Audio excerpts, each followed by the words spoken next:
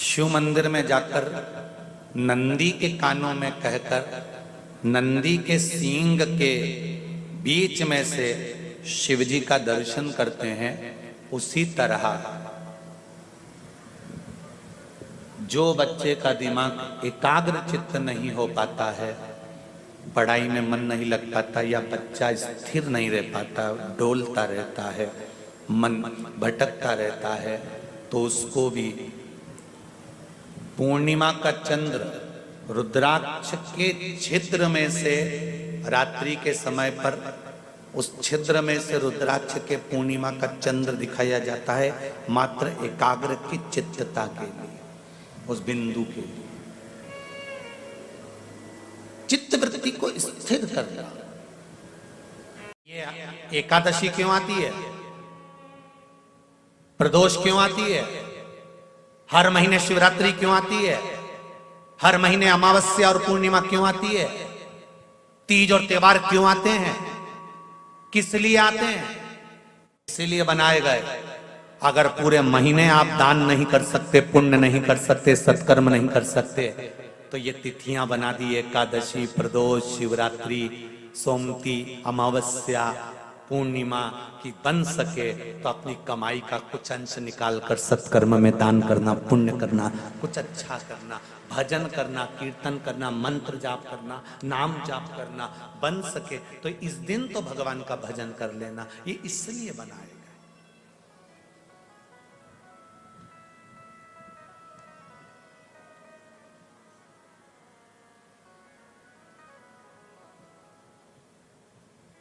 कोई जरूरी नहीं है कि तुम 24 घंटा भगवान का भजन करो, कोई जरूरी नहीं है कि 21,600 श्वास तुम भगवान के नाम की जपते ही रहो। हम तो आपसे ये भी नहीं कहते कि तुम 24 घंटा भगवान का भजन करने बैठो, हमने कभी नहीं किया आपसे कि 24 घंटा भजन करो। हम तो इतना बोलते हैं, आदि में पुनि, आज पहले के संबंध और आज के संबंध को याद रखना। पहले के समय पर लड़का लड़की को केवल लड़की चाय की ट्रे लेकर आती थी, नीचे रखती थी, निगाह उठाकर देखती थी, लड़के ने लड़की को देख लिया, लड़की ने लड़के को देख लिया, संबंध पक्का हो गया। वो विवाह आज तक टिक रहा है, आज तक। ये जितने डोकरा डोकरी बैठे हैं नहीं, इनको देख लो, ये विवाह आज तक टिक रहा है। ना इन्होंने शादी के पहले ना लड़के को देखा था, ना लड़के ने लड़की को देखा था। ये जितने बैठे ना 80, 80, 70, 70, 60, 60, 65, 70 वाले, इनसे पूछो इन्हें देखा था क्या? नहीं, इनके माँ बाप पक्का करिया है।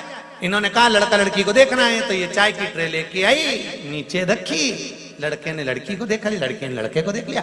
कोई बात नहीं, कोई स्माइल नहीं, कोई निगाह उठाकर बात नहीं, और लड़की चाय रखी, चली गई। लड़के ने देख लिया लड़की को, लड़की ने लड़के को देख लिया, और विवाह पक्का हो गया। 7 जन्म तक निभने वाला वो संबंध पक्का हो गया, आज तक निभ रहा है। और एक आज के समय का विवाह, लड़का लड़की को दिखाओ, लड़की लड़के को दिखाओ, दोनों में बात पक्की हो जाए तो होटल लेके जाओ, होटल में इनको 1 घंटा पहले बिठाओ, ये इनके समझेगी, ये इनके समझेगा, समझने के बाद ब्याह पक्का हो जाए। 6 महीने तक तो मोबाइल पे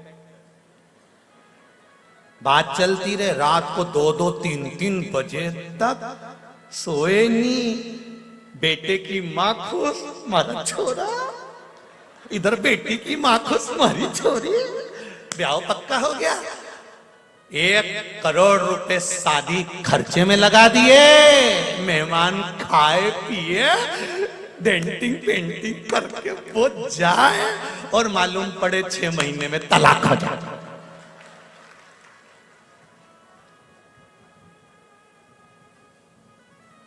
फिर कौन सी शादी अच्छी थी, पहले की क्या अभी की?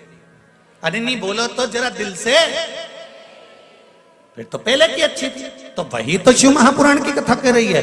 2 घंटे तक माला लेकर बैठे हो, 4 घंटे तक मंदिर में बैठे हो, 5 घंटे तक पाठ कर रहे हो, 6 घंटे तक पूजन कर रहे हो, 7 घंटे तक ये कर रहे हो, कहीं वो कर रहे हो। भगवान कह रहा है इतना टाइम मेरे पास बर्बाद मत कर, पहले की शादी याद कर, निगाह मिली और पक्का 2 मिनट मेरे पास आ और दिल से मुझे दर्शन देकर चले जा, पक्का जा। 1 लोटा पानी सारी समस्या का हल। एक लोटा चढ़ाया, ना जी भर के देखा, ना कोई बात की, बड़ी आरज़ू थी मुलाकात की। बस जल लिया, चढ़ाया। घर के लोग कहें कि 4 घंटे मंदिर में अपन को बैठना भी नहीं तो लोग टोकने लगेंगे, मंदिर में क्या कर रही है, इतने घंटे तक क्यों बैठी है, तुम तो लोटा भर के ले जाओ। श्री शिवाय नमस्तुभ्यम। शिव जी को प्रेम से स्पर्श करो और थोड़ी सी स्माइल देख कर कह दो कैसे हो महादेव, और कह देना चल रहे हो क्या घर, जा रही मैं, हमारी बहू है ना, ज्यादा देर बैठ जाऊंगी ना तो लड़ने बैठ जाएगी, इसलिए मैं तो चल। शिव जी से कहा और सीधे शंकर जी भी पार्वती से कहेंगे गजब की आई रे कमला, गजब की आई, सीधी आती और मेरे से बात करके चली जाती है। पार्वती जी भी थोड़ी थोड़ी ईर्ष्या रखने लगेगी, तुम बहुत बात करने लगे हो आजकल, क्या बात है। दिल से तो कहो परमात्मा मेरा परमात्मा है, उससे दिल से कहो। जब बच्चा अपने बुजुर्गों से दिल से बात करता है ना तो बुजुर्ग भी दिल से बात करते हैं। एक पोते ने दादी से कहा, दादी ओ दादी, दादी बोली क्या है, वो पड़ोस में पप्पू रहता है ना, हाँ उसके यहाँ पर आज नुक्ती का रायता बना है, बूंदी बनी है, सेव बना है, चने की सब्जी बनी है, पूड़ी बनी है, पापड़ बना है। दादी बोली बेटा उसके यहाँ बनेगा क्योंकि उसकी दादी मर गई तो उसके यहाँ 12वां है। तो इतने में छोटे से पोते ने दादी का गाल पकड़ के कहा, दादी अपने घर कब बनेगा। दादी ने एक धर के दिया, दादी एक दी धर के, पता ये तो मुझे मारने का प्लान बना रहा है। हृदय से कहो। जब पोता दादी से दिल से बात करता है तो दादी खुश हो जाती है, दादा से दिल से बात करता है तो दादा खुश हो जाता है। मेरा महादेव से दिल से बात करोगे तो मेरा महादेव खुश हो जाएगा। उससे दिल से कहो, दिल से बोलो, हे बाबा हम आपसे बात करने आए, ज्यादा देर नहीं, 2 क्षण, मात्र 2 क्षण, मात्र 2 क्षण।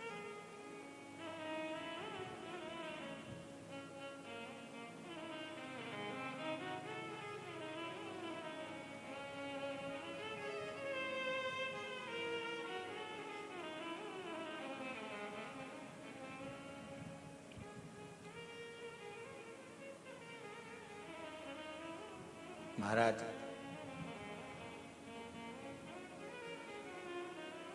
दिल मेरे शिव से लगाया होता तो फिर ये दिल, ये हृदय हॉस्पिटल में नहीं खोला गया होता। इसको लगाओ मेरे देव अधिदेव महादेव से, उसके पास ले जाओ।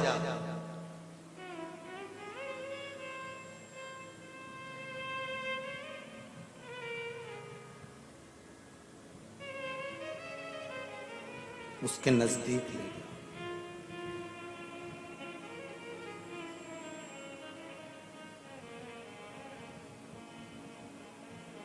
महाराज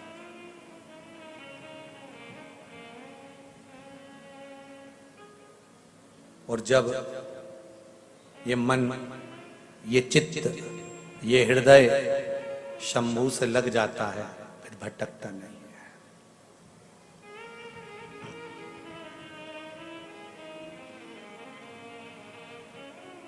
मेरे भोले तेरा सहारा है, मेरे भोले तेरा सहारा है, मेरी नैया का तू किनारा है, मेरी नैया का तू किनारा।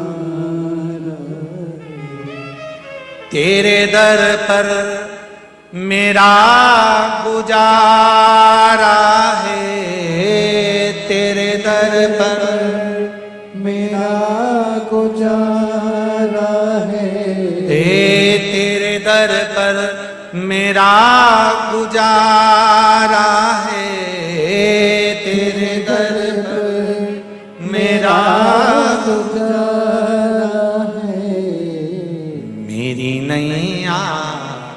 का तू किनारा है, मेरी नैया का तू किनारा है। मेरे भोले तेरा सहारा है, मेरे भोले तेरा सहारा है। मेरी नैया का तू किनारा है, मेरी नैया का तू किनारा है। शिव नाम जपो, शिव नाम जपो, शिव नाम बिना उद्धार नहीं। शिव नाम जपो, शिव नाम जपो, शिव नाम बिना उद्धार नहीं। शिव नाम जपो, शिव नाम जपो, शिव नाम बिना उद्धार नहीं। शिव नाम जपो, शिव नाम जपो, शिव नाम बिना उद्धार नहीं। शिव नाम बिना उद्धार नहीं। शिव नाम बिना उद्धार नहीं। ओ शिव नाम बिना उद्धार नहीं। शिव नाम बिना उद्धार नहीं। ओ विश्वनाथ बिना कल्याण नहीं।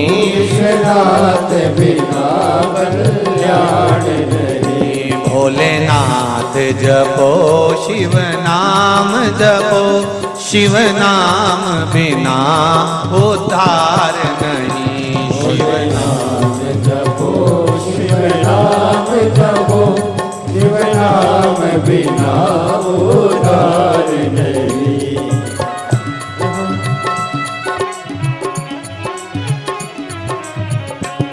भोलेनाथ बिना भव पार नहीं। भोलेनाथ बिना भव पार नहीं। ओ भोलेनाथ बिना भव पार नहीं।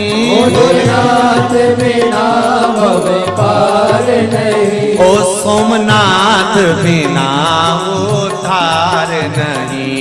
सोमनाथ बिना उद्धार नहीं। शिव नाम जपो, शिव नाम जपो, शिव नाम बिना भव पार नहीं। शिव नाम जपो, शिव नाम जपो, शिव नाम बिना उद्धार नहीं। जय हो।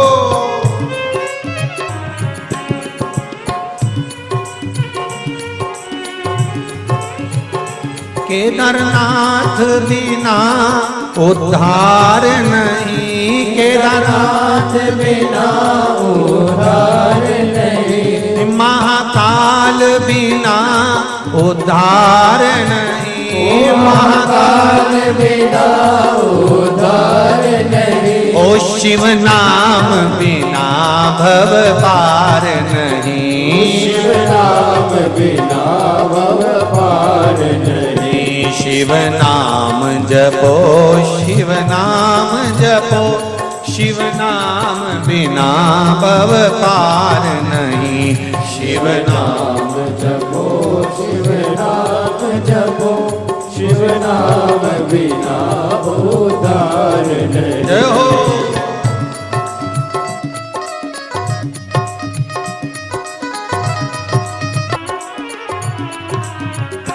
शिव नाम जपो, शिव नाम जपो, शिव नाम बिना उद्धार नहीं। शिव नाम जपो, शिव नाम जपो, शिव नाम बिना उद्धार नहीं। भोलेनाथ जपो, शिव नाम जपो, शिव नाम बिना उद्धार नहीं। शिव नाम जपो, शिव नाम जपो, शिव नाम बिना उद्धार नहीं। भोलेनाथ बिना उद्धार नहीं, भोलेनाथ बिना उद्धार नहीं, शिव नाम बिना उद्धार नहीं, नाम बिना उद्धार नहीं, शिव नाम जपो, शिव नाम जपो, शिव नाम बिना भव पार नहीं, शिव नाम जपो, शिव नाम जपो, शिव नाम बिना उद्धार नहीं, शिव नाम बिना भव पार नहीं, शिव नाम बिना भव पार नहीं, ओ शिव नाम बिना उद्धार नहीं, शिव नाम बिना उद्धार नहीं। हर हर महादेव। भगवान शिव की कथा कह रही है महाराज। आप हृदय से, चित्त से, मन से भगवान से कहोगे, वो सुनता जरूर है। शिव महापुराण की कथा आस्था चैनल के माध्यम से सुन रही हूँ, फेसबुक यूट्यूब के माध्यम से सुन रही हूँ, पंडाल में बैठकर सुन रही हूँ। मेरी कामना पूर्ण करना। श्री शिवाय नमस्तु, श्री शिवाय नमस्तु, श्री शिवाय नमस्तु, श्री शिवाय नमस्तु, श्री शिवाय नमस्तु। बाबा हृदय से कहा गया, सुनते जरूर। तारकासुर के प्राण छूट गए। तारकासुर के 3 पुत्र हैं, तारकाक्ष, विदुन्माली और कमलाक्ष। 3 पुत्र।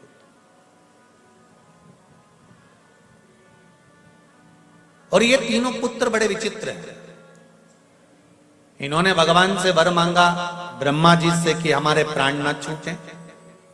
ब्रह्मा जी बोले ऐसा हो नहीं सकता, मरना तो निश्चित है, मृत्यु निश्चित है, मरोगे तो सही। बिल्कुल निश्चितता है कि प्राण जाएंगे जरूर, प्राण जाएंगे जरूर, निश्चित। महाराज अगर प्राण जाएंगे ही, सबको मालूम है कि एक ना एक दिन जाना है। और कौन कितने दिन याद करता है किसको? तेरा तेरा दिन याद करें क्यों रे मन सुमिरन क्यों नहीं करे। कितने दिन याद करेंगे? मात्र तेरा। उसके बाद बूंदी से खूब झरे क्यों रे नर सुमिरन क्यों करे। बाद में तो केवल मनुष्य खाएगा और कभी आपका गुण स्मरण नहीं गाएगा। केवल दिल से अगर याद किया है, दिल से उसका स्मरण किया है, तो वो दिल से सुन। एक पत्र है, देखिए।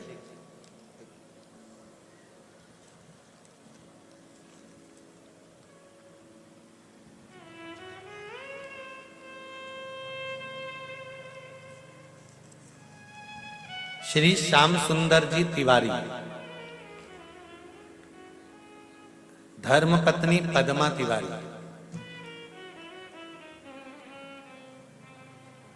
कोतापेट आर के पुरम। कहीं बैठे हैं? बैठे हो तो हाथ हिलाइएगा। आप ही हैं? हाथ हिलाओ जरा। हर हर महादेव। गुरुदेव, कल हमने कथा सुनी, आपने कहा था कि ये बेलपत्री जो है वो औषधि का कार्य करती है, शिव महापुराण पर चढ़ी। हम बाबा से कहकर गए कि हमारे पति को पथरी है और बहुत बड़ा स्टोन है, तकलीफ रहती है। डॉक्टर किडनी के पास में उस पथरी को बता रहे हैं।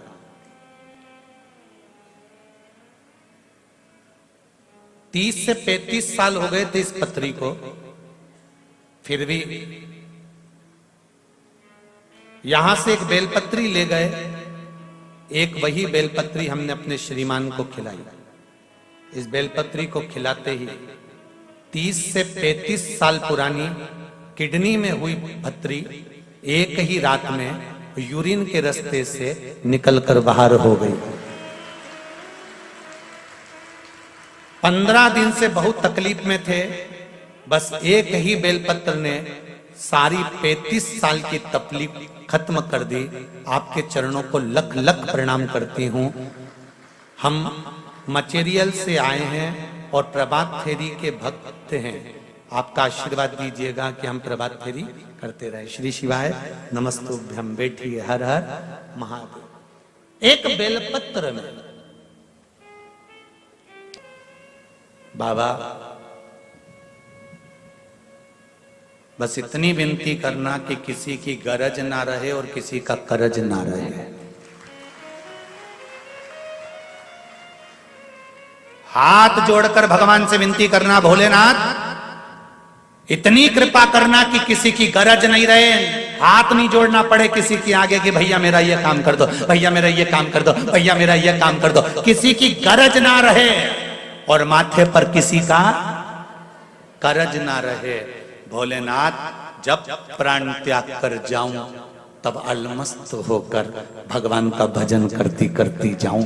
कोई चिंता नहीं, ना गरज, ना तो मैंने उससे कहा कि मेरा ये काम कर दे, ना मुझे किसी की गरज की जरूरत पड़ी, ना मैंने किसी से कहा कि मेरा ये काम करना।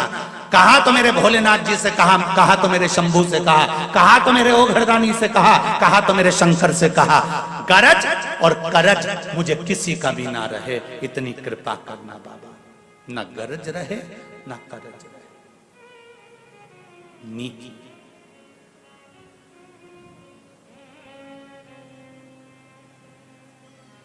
कितना भी धन जोड़ लो रे बाबा और कितना भी पैसा इकट्ठा कर लो, अंतिम समय में राम नाम सत्य ही चिल्लाएंगे। जो लेकर जाएंगे वो ये नहीं चिल्लाएंगे करोड़पति मरा है तो जम के चिल्ला हाय धन हाय धन हाय धन हाय धन। ऐसे चिल्लाता है कोई? अरे बोलो तो जम के। नहीं कोई चिल्लाता हो कि हाय धन हाय धन हाय धन। जो भी चिल्लाता है आखिरी में राम नाम सत्य ही चिल्लाता है, क्योंकि दुनिया को मालूम है अब तो इसका निधन हो गया तो धन किस काम का। अब क्या मतलब था, जब निधन ही हो गया तो धन की मूलता कहाँ रही। इसलिए हाय धन या धन धन धन धन कोई नहीं चिल्लाएगा। यहाँ तो लोग चिल्लाएंगे तो राम नाम सत्य है चिल्लाएंगे।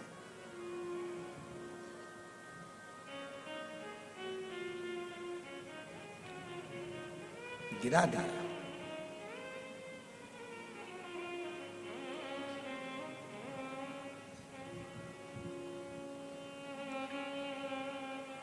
प्रथम चंद्रदेव को भगवान शंकर ने पार्वती से अमरनाथ जी की गुफा में कहा कि मैंने चंद्र को पहले साधा है, क्योंकि एक ग्रह अगर संभल जाता है तो पूरे 9 ग्रह अपने आप संभल जाते हैं।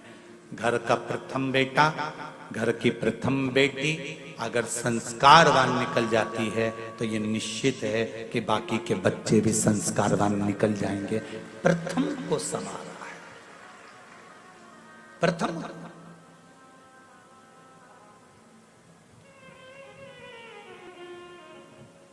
और वो प्रथम का संवरना बहुत जरूरी है। वो प्रथम का संवार लेना बहुत जरूरी है।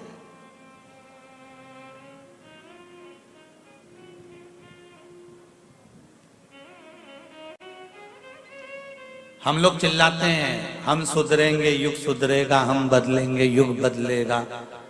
धर्म की, अरे बोलो तो, अधर्म का, प्राणियों में विश्व का, गौ माता की जय।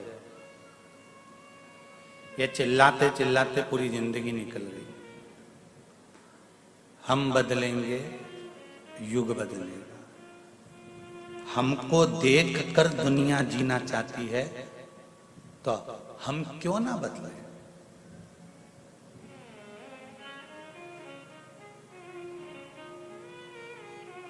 आप किसी को कहें ना कहें कि आप जाओ और एक लोटा पानी चढ़ाओ, आप घर से एक लोटा पानी लेकर निकलकर मंदिर जाना चालू करेंगे, आपको देखकर दुनिया के नहीं, परिवार के नहीं, तो मोहल्ले की कई माताएं आपके एक लोटे को देखकर वो भी चालू कर देगी। ये निश्चित है, ये निश्चितता।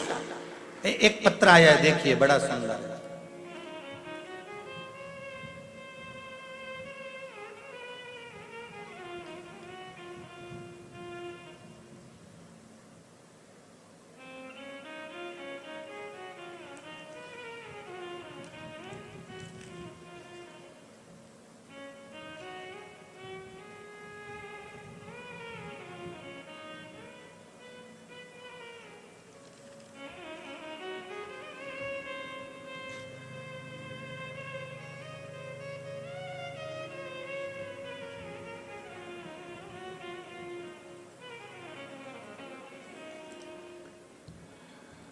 मेरा नाम मंगल अनिल कोलेकर है।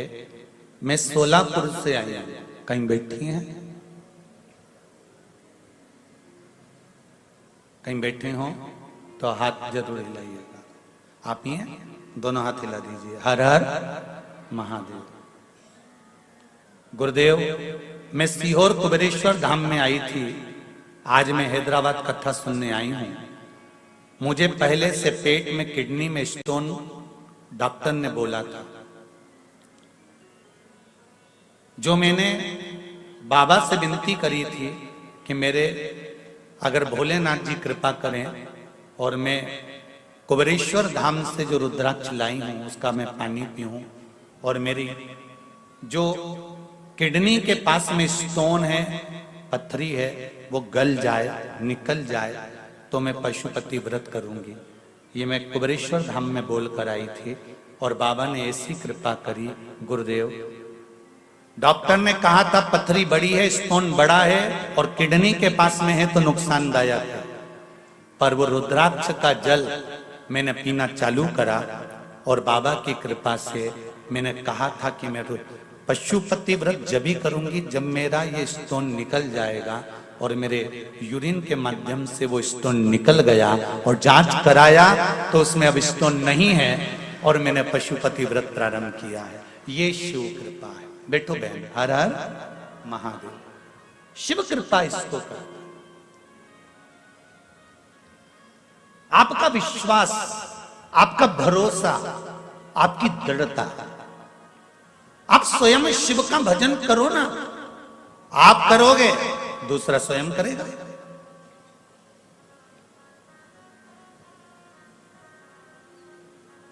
एक पत्र और है, देखिए।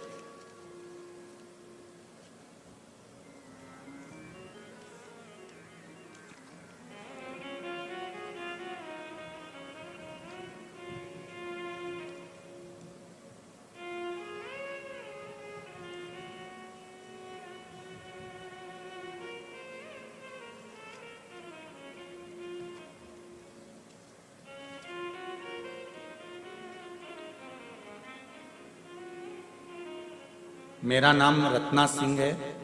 मैं धूलपेट निवासी हैदराबाद से हूं। कहीं बैठी हैं?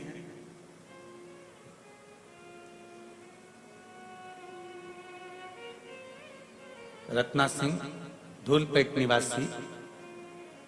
मुझे 2 बेटे हैं और मुझे हमेशा से एक बेटी की इच्छा थी। मैंने आपकी कथा में आंकड़े की जड़ का उपाय सुना था। मेरी मासी को कोई संतान नहीं थी तो मैंने उन्हें भी ले जाकर यह उपाय किया और मैंने अपने लिए भी पुत्री के लिए, लड़की के लिए मनोकामना की। उपाय के 2 महीने बाद ही मेरी मासी गर्भवती हो गई और मुझे भी 7 साल बाद बहुत ही प्यारी बेटी हुई है जिसका नाम मैंने शिवान्या रखा है। उसका फोटो भी मैं लगाकर भेज रही हूं। गुरुदेव, मेरी प्रेगनेंसी में बहुत ही प्रॉब्लम थी। शायद मैं और मेरी बेटी नहीं बचते, लेकिन भोलेनाथ की कृपा से हम पर बनी रही और आज मैं और मेरी बेटी दोनों ही सही सलामत हैं।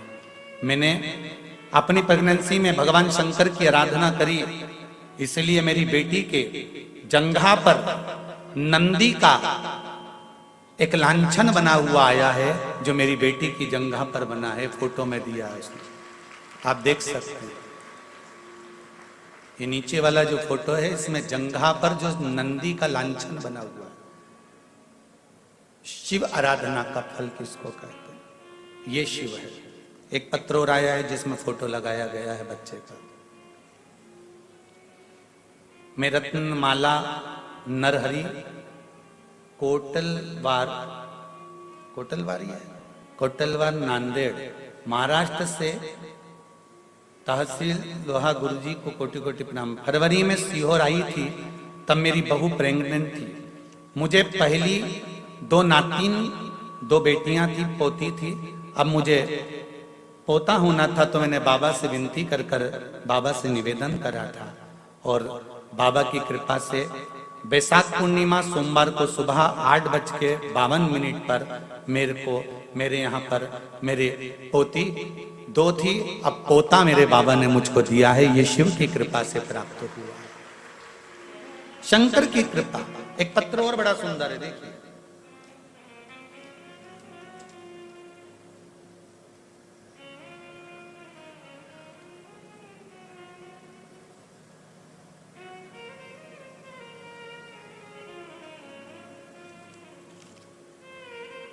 रजनीकांत भट्ट, बिटिया छवि वेदिका भट्ट, मंदसौर मध्य प्रदेश से आई हैं। आप हैं? श्री शिवाय नमस्तुभ्यम।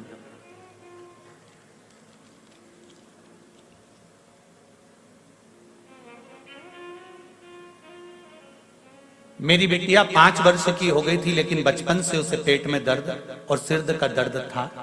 बहुत से डॉक्टरों को दिखाया, परंतु उसको बीमारी की समझ नहीं आई। हम दोनों और परेशान रहने लगे। जहां भी जाना होता बहुत ही दवाइयां साथ में लेकर जाने लगे, फिर भी कोई स्थायी हल नहीं हो पाया। लेकिन जब से कथा में सुना कि बाबा को चढ़ी बेलपत्र और जल पीने से सभी बीमारियां कट रही हैं, तो हमने भी नियम बना लिया कि 1 बेलपत्री और जल हर दिन सेवन करेंगे। दुख धीरे धीरे कटने लगे और 2 माह पहले सीहोर धाम से जो रुद्राक्ष प्राप्त किया, उसके जल को सिर्फ 2 दिन बाबा पर चढ़ाकर पिलाया। जो चमत्कार हुआ, उस दिन से आज तक बिटिया ने कभी ना तो पेट दर्द हुआ और ना कभी सिर दर्द हुआ। मेरी बेटी को मैं यहाँ हैदराबाद में मंदसौर से केवल धोख लगाने के लिए आया हूँ। शिव महापुराण की कथा में हर हर महादेव। बैठिए महाराज जी, श्री शिवाय नमस्तुभ्यम। बैठिए।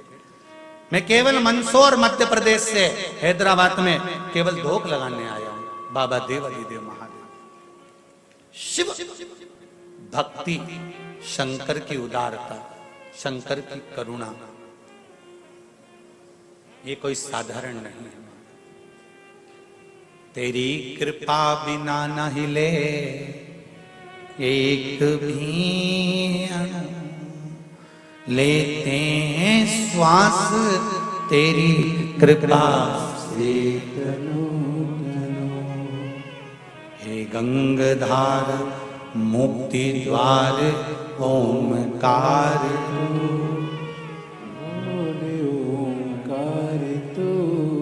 आयो शरण तिहारी शंभु तार तार। शिव की आराधना से जो सुख मिलता है वो कहीं नहीं मिल सकता। सारी समस्या का हल एक लोटा जल। फिर दुनिया चाहे कितना भी विरोध करे, चाहे दुनिया कितने भी अपशब्द कहे, चाहे दुनिया कितना भी ताना दे। किसी को हार्ट अटैक भी आ गया, डॉक्टर अपना काम करेगा, तुम एक बार लोटा लेकर पानी लेकर शिव के मंदिर तो जाओ। जिसकी हालत वेंटिलेटर पर पड़ा हुआ है उसका नाम और गोत्र बोलकर बाबा से दिल से कहकर, बाबा उसके छोटे बच्चे हैं, बचा लो ना उसको। जब राजा श्वेत के प्राण आप बचा सकते हो तो क्या इसके प्राण नहीं बचा सकते?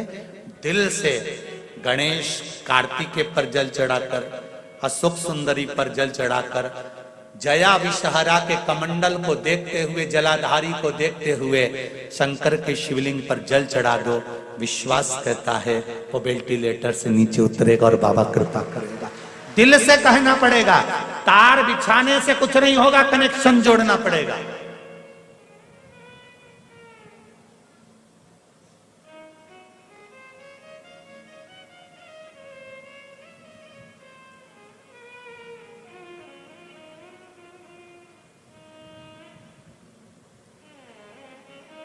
कनेक्शन जोड़कर चलना पड़ेगा। जैसे घर में बुजुर्गों के होने से बच्चों को चिंता नहीं रहती, बहुएं उठी मायके चली गई, बहुएं किटी पार्टी में चली गई, बहुएं यहां चली गई, बहुएं वहां चली गई। क्यों? जब तक घर में बूढ़ी मां है, जब तक घर में बुजुर्ग हैं, तुम तुरंत उठ कर चले जाओगे। जिस दिन जिसके घर से बुजुर्ग चले जाते हैं, कहीं जाने के लिए 50 बार सोचना पड़ता है। घूमने भी जाना है तो एक गार्ड रखना पड़ता है कि जो घर की सेफ्टी रखे। वो तो फ्री फोकट के चौकीदार मिले हैं तुमको।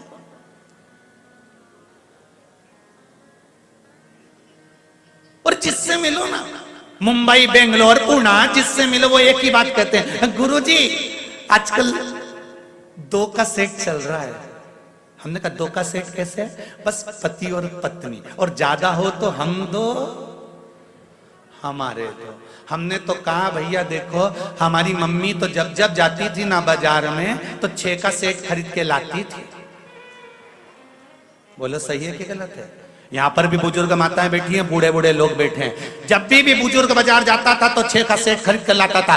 स्टील की कटोरी 6, थाली का सेट 6, चीनी का सेट 6, गिलास का सेट 6, चद्दर का सेट 6, बंदरवार का सेट से पैर पोछनी 6। तो घर में भी 6 का सेट होना चाहिए। 2 पति पत्नी, 2 बच्चे और 2 बूढ़े माँ बाप, तब जाकर ये 6 का सेट कंप्लीट होता।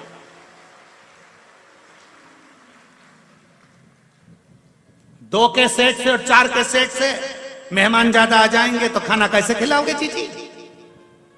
2 कटोरी क्या दूसरे के यहां से मंगने जाओगी जीजी? कि 2 थाली दूसरे के यहां से मंग कर लाओगी? परिवार में 6 का सेट बनाना चालू करो कि 2 मेरे माता पिता, 2 हम। अब तो बोलो 2 छोरा छोरी, हो गया 6 का सेट पूरा। पहले की बुजुर्ग माता यहाँ बैठी है, बोलो तो जीजियो, तुम बुजुर्ग जितने बैठे हो सही ईमानदारी से बोलो। पहले कटोरी लेके आते थे, कितनी लाते थे? अरे बोलो जम के, कितनी लाते थे? 6। थाली कितनी लाते थे? 6। कन्यादान में भी देते थे तो कभी 1-2 नहीं दी, 6 का ही सेट दिया। गिलास 6, कटोरी 6। हमारे 2 मेहमान ज्यादा आ जाए तो थाली धो, भाई वो खा ले, उसके बाद धो के दूसरे को दे। सीधी बात है। अगर मेहमान ज्यादा आ जाए तो फिर थाली धो के उसको दो। पर यहाँ तो शिव पुराण कह रही है, मेरा शंभू की कथा कह रही है, मेरे शंकर की कथा कह रही है। सेट पूरा रखो रे घर के अंदर, सेट पूरा होना चाहिए।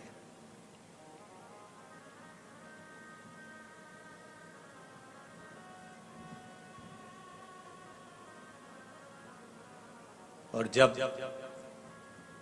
घर में जो बुजुर्ग होते हैं, घर में जो बूढ़े होते हैं, इनके होने से बड़ा लाभ है। केला खाया है कभी तुम लोगों ने? तो केले का जो छिलका होता है ना, वो काला पड़ जाता है, पर अंदर का केला बेकार होता है क्या? नहीं, छिलका भले गड़बड़ हो जाएगा पर अंदर के भाग को अंदर के जो केला है उसको वो बेकार नहीं होने देता, उसी तरह घर के जो माता पिता हैं वो केले के छिलके की तरह हैं। वो भले अवस्था गलती चली जाती है, शरीर ढलता चले जाता है, पर अपने बेटे और बेटी को कभी तकलीफ नहीं आने देते। ऐसे केले के छिलके, माता पिता नहीं है, वो केले के छिलके हैं जो केले को बेकार नहीं होने देते। उसी तरह घर के बुजुर्ग, घर के बड़े आपको कभी बेकार नहीं होने देते।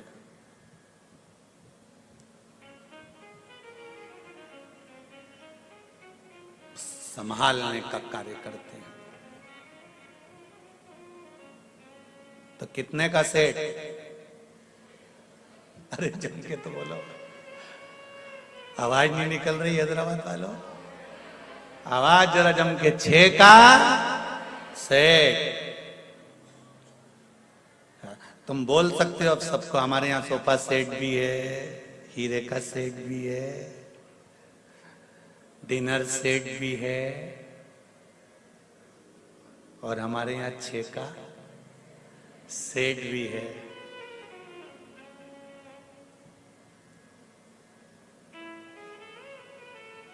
नहीं तो आज का जमाना सोफा सेट भी है, डिनर सेट भी, हीरे का सेट भी है, सोने का सेट भी है, बस आदमी अब सेट है। जमाना बड़ा विचित्र है। सेट रखना है।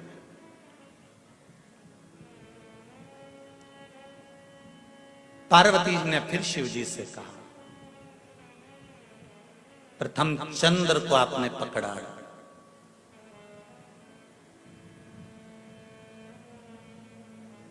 चंद्रदेव को आपने साधा है, और एक चंद्र को साध कर सारे ग्रहों को अनुकूल कर रखा है। शिवजी कहते हैं कि केवल एक घर का अगर सद जाए तो बाकी को साधने में दिक्कत नहीं होती। तारकासुर को मारने के लिए माता पार्वती कार्तिकेय जी से कहती हैं कि इसने अच्छा सोचा है, गलत नहीं सोचा, इसलिए तुम इसको मारना। तो क्योंकि इसने बरी मांगा है कि मैं शिव जी के पुत्र द्वारा मरूंगा, तो मरेगा तो तुम्हारे याद से, पर इसके हृदय में घात ना हो, इसके शरीर में घात होगी, चल जाएगा।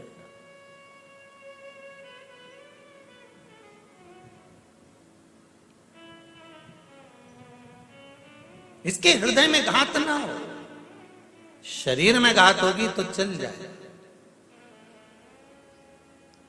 तारकासुर के प्राण छूटे, शरीर नीचे गिरा। तारकासुर के प्राण छूटते से ही तारका मुस्कुराया, और मुस्कुराने का कारण केवल एक ही था कि जिस शिव की आराधना मैंने जिंदगी में करी, वही शंकर के पुत्र ने मुझे शिव धाम पहुंचा दिया। इससे बढ़कर सुख और क्या चाहिए। जितने लोग आस्था चैनल पर कथा सुन रहे हैं, फेसबुक यूट्यूब पर कथा सुन रहे हैं, और इस पावन प्रागण्य में कथा सुन रहे हैं, उनसे निवेदन करूंगा, बहुत भटक लिए थे अपन, सारी दुनिया में भटक रहे थे, किसको भजें किसको भजें, किससे कहें किससे ना कहें, ना जाने कितनी कितनी जगह पर जाकर सिर रगड़ा होगा, ना जाने कितनी जगह बाबा जोगियों के चक्कर में पड़ गए होंगे, ना जाने कितने प्रपंच में पड़ गए होंगे, पैसे पे पैसा बर्बाद कर दिया होगा। पर अब हमको किसी के चक्कर में नहीं पड़ना, हमको तो उसके चक्कर में पड़ना है कि जिसने स्वयं कह रखा है कि मेरा तो चक्कर भी मत लगाना। सारे देवताओं की परिक्रमा होती है, शंकर जी की होती है क्या? नहीं। शिव जी कहते हैं कि मेरे चक्कर में भी मत पड़ना, बस इतना याद रखना कि मैं जिस मस्ती में जीता हूं उस मस्ती में अपनी जिंदगी को जीना। कंठ में जहर है, मुख में राम का नाम है, सिर पर गंगा जी धरी है, पास में पार्वती गणेश कार्तिकेय सब बैठे हुए हैं। ऐसी मस्त जिंदगी जीना, कंठ में रखना दुख और तकलीफ को, उजागर मत करना। अपने दुख को किसी को कह दोगे ना, थोड़े दिन तक तो हाँ ठीक है, अब करेगा क्या जिसको कहोगे? किसी से अगर अपने दुख कह भी दिया तो करेगा क्या? तुम्हारे दुख को वो काट सकता है क्या? तो अपने कंठ तक दुख को रखो और इनको मत कहो। संसार वालों को अपने दुख को कहना है तो मेरे देवाधिदेव महादेव से जाकर कहो कि मुझे दुख है, तू मुझे संभाल। अब कोई नहीं मेरा। भोलेनाथ दया करना, मैं तेरे भरोसे, मेरे बाबा दया करना, मैं तेरे भरोसे। उससे कहो, परिवार वालों से कहोगे अपना दुख थोड़े दिन सुनेंगे, इस कान से सुना इस कान से निकाल देंगे, कर तो रहे हैं, टेबलेट दे तो रहे हैं, डॉक्टर को दिखा तो रहे हैं, सारी तो जांच करवा ली, अब हम क्या करें, क्या हम मर जाएं? परिवार वालों से कहोगे तो एक ही बात कहेंगे, हमने सब तो कर रहा है, आगे बढ़कर तुम्हारी बहु सेवा कर रही है, आगे बढ़कर तुम्हारे लिए रोज डॉक्टर आ रहा है, इंजेक्शन लगा कर जा रहा है, ये कर रहे हैं, जांचें करा रहे हैं, ये कर रहे हैं, वो कर रहे हैं। घर के लोग तो तुमसे इतना ही कहेंगे कि हम सब कुछ कर रहे हैं। तो अब घर के लोगों से कहकर देख लिया ना तुमने अपना दुख, अपनी तकलीफ, अपना कष्ट। अब एक बार मेरे बाबा से कहकर देखना, देवाधिदेव महादेव से कहकर देखना, शंभु, ओघड़दानी, त्रिकालदर्शी, कैलाशी, हे मेरे बाबा विश्वनाथ, विश्व का भरण पोषण करने वाले हे शंभु, आज मेरे हृदय में ये दुख है, किससे कहूं? एक तू ही तो है, किससे कहे? अब उससे बोलकर देते।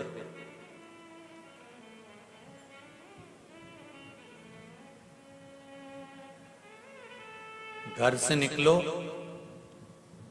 तो श्री शिवाय नमस्तुभ्यम या पंचाक्षर नमः शिवाय या षडाक्षर ओम नमः शिवाय या द्वादशाक्षर ओम नमो भगवते वासुदेवाय या 2.5 अक्षर का कृष्ण या 2 अक्षर का राम कहते हुए निकलो। हम तुम पर बंधन नहीं करेंगे, बिल्कुल। हम आपसे ये नहीं कहेंगे कि आप बंद कर रहो शंकर जी के, आप तो घूमते रहो, पर अपनी कीमत बरकरार रखना। मक्खी सब्जी के ऊपर जाकर बैठती है तो उसकी कीमत नहीं रहती, पर वो मक्खी सोनार के सोने की अंगूठी पर जाकर बैठती है और पलड़े पर तुला जाती है तो मक्खी भी तोले के भाव बिक जाती है। अपनी कीमत समझना, हर कहीं मत बैठ जाना, जाकर बैठना तो देवाधिदेव महादेव के पास जाकर बैठना, कीमतवान बन जाओ। तुम्हारी कीमत तुम्हें बनाना है, तुम्हारी कीमत तुम्हें बरकरार रखना है। गलत जगह पर जाकर मत बैठ जाना, कहीं का बाबा जोगी के हमारे पास आकर बैठो, हम ये कर देंगे, हम ये कर देंगे, हम ये भभूति उड़ा देंगे, हम ये बेल दे देंगे, हम तुमको ये दे देंगे, हम तुमको वो दे देंगे, और घूमना चालू कर दो और देना चालू कर दो। ऐसी फालतू जगहों पर जाकर मत बैठना, अपनी कीमत बरकरार रखना कि मैं कहूं तो मेरे देवाधिदेव महादेव से कहूं, मेरे शंकर के पास जाकर बैठूं, शिव मंदिर में जाकर बैठूं, शंकर का अनुमोदन करूं। मंदिर भी नहीं जा सकती तो अपने घर में बैठकर उस शंकर का अनुमोदन करना चाहती हूं। 3.5 करोड़ रोम छिद्र ये मनुष्य के शरीर में है, 21,600 श्वास ये मनुष्य के शरीर से रोज निकलती है। प्रतिदिन मनुष्य के शरीर से 21,600 श्वास निकलती है। भगवान से कहो कि इन 21,600 श्वास में से कम 100-200 श्वास तेरी निकालना, तेरे भजन की निकालना, तेरे स्मरण की निकालना। 21,600 में से 600 श्वास भी मेरे परमात्मा के नाम की निकल गई तो तुम्हारी 21,000 तो वैसे काम कर गई। तुम उस परमात्मा के नाम की निकालो तो खूब कमाओ दिल से, अपार धन हो तुम्हारे पास में, जितनी तुम्हारी कैपेसिटी है उससे ज्यादा कमाओ। हम तो कहेंगे भगवान तुमको खूब दे, 24 घंटा काम में व्यस्त रखे और तुम्हें मस्त रखे, तुम्हारा दिमाग ये फालतू जगह जाए नहीं। और उसके साथ एक काम भी करते जाना, थोड़ा थोड़ा थोड़ा थोड़ा प्रभु का नाम भी भजते चले जाना। क्यों? कर्म का भोग मनुष्य को भोगना पड़ता है। दुकान पर पत्नी नहीं बैठती, पति को बैठना पड़ता है। नौकरी पति को करना पड़ती है, सर्विस पति को करना पड़ती है, परिवार को पति को चलाना पड़ता है। इसलिए पति को नौकरी में भी झूठ बोलना पड़ता है तो व्यापार में भी झूठ बोलना पड़ता है। बेईमानी पति को नौकरी में भी करना पड़ती है तो व्यापार में भी करना पड़ती है। पति को परिवार चलाने के लिए कपट व्यापार में भी करना पड़ता है तो नौकरी में भी करना पड़ता है। परिवार चलाने के लिए पति को छल नौकरी में भी करना पड़ता है तो व्यापार में भी करना पड़ता है। एक बात याद रखना, दुकान पर या नौकरी में छल तुमने करा, कपट तुमने करा, बेईमानी तुमने करी, प्रपंच तुमने करा, सब गलत काम तुमने करा, कमा कर लाकर पत्नी को दिया, बच्चों के लिए और पत्नी के लिए इकट्ठा किया, पर अंतिम समय में जब प्राण छूटेंगे, ऊपर जाओगे, तब वो पूछेगा क्या करना है, तो कहेगा मैंने जितना कमाया था अपनी पत्नी और बच्चों के लिए कमाया था, तो मुझे नरक मत पटको, साथ में मेरी पत्नी और बच्चों को भी तो नरक पटको। तो यमराज भी कहेगा झूठ तूने बोला है, कपट तूने करा है, बेईमानी तूने करी है, छल तूने करा है, प्रपंच तूने करा है, इसलिए भोगेगा भी तू ही। इसलिए एक लाइन याद रखना, तेरा क्या होगा रे कालिया, भोगेगा भी तू। ना पत्नी भोगेगी ना बच्चे भोगेंगे, भोगना तुझे पड़ेगा। इसलिए मेरा निवेदन है, पत्नी और धर्म पत्नी में जमीन और आसमान का अंतर होता है। पत्नी पति को पतन के रास्ते पर ले जाती है, सिनेमा घर ले जाती है, पार्टियों में ले जाती है और मायके ले जाती है। धर्म पत्नी पति को शिव महापुराण तक और धर्म के पथ तक लेकर जाती है। पत्नी और धर्म पत्नी में जमीन और आसमान का अंतर होता है। पत्नी पतन के रास्ते पर ले जाती है, धर्म पत्नी धर्म के रास्ते पर ले जाती है। धर्म पत्नी का एक फर्ज है, अपने पति से रोज कहे तुम्हारी कमाई में से अठन्नी निकालना, कहीं शंकर में, कहीं कुंवारी कन्या में, कहीं विद्या में, कहीं तुमसे बन जाए किसी की औषधि में, किसी के लिए गरीब के लिए, साधारण के लिए, दूसरे के लिए नहीं कर सको तो अपने परिवार में अगर कोई दुखी है तो उसके लिए अपने हाथों से करते चलो, क्योंकि जवाब ना पत्नी देगी ना बच्चे देंगे, देना तुझको पड़ेगा। मत बुरे कर्म कर बंदे वरना पछताएगा, भगवान की आंखों से तू बच नहीं पाएगा, तू बच नहीं पाएगा। तेरे कर्म का फल भी तू ही पाएगा, तेरे कर्म का फल भी तू ही पाएगा। जैसा किया तूने तेरे आगे आएगा, जैसा किया तूने तेरे आगे आएगा। मत बुरे कर्म कर बंदे, मत बुरे कर्म कर बंदे वरना पछताएगा, भगवान की आंखों से तू बच नहीं पाएगा, तू बच नहीं पाएगा। अरे ओ अज्ञानी मत करना, अरे ओ अज्ञानी मत करना। कहाँ पाए तिलक बायर का सही जगह फिट कर दोगे ना, तो एक बेलपत्री भी साधारण नहीं होती। मेरे शिव का अमृत है, औषधि है, ये सहज नहीं है। औषधि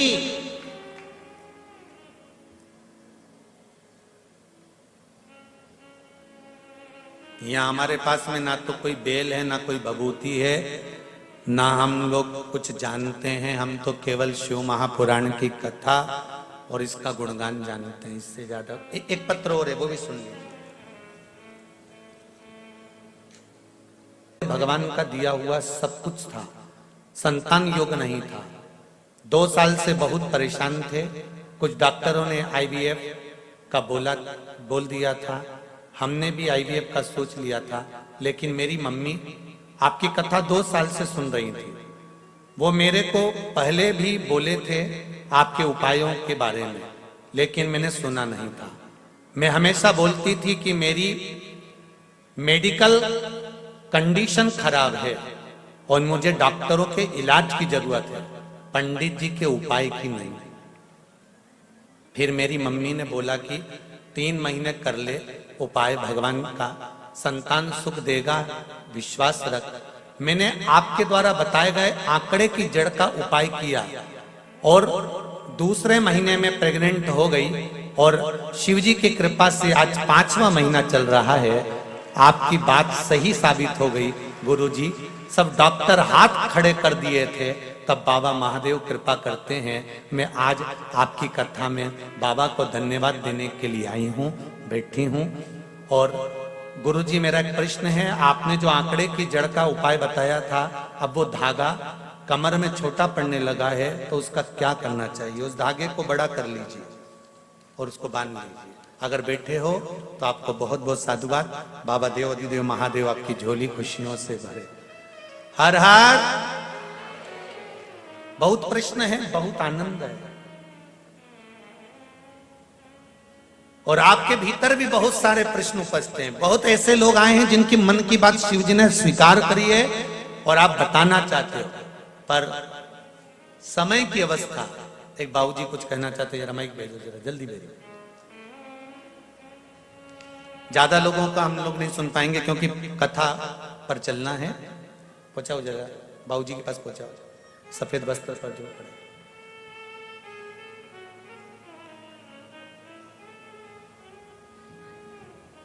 शंभो शरणे, जल्दी भेजिए।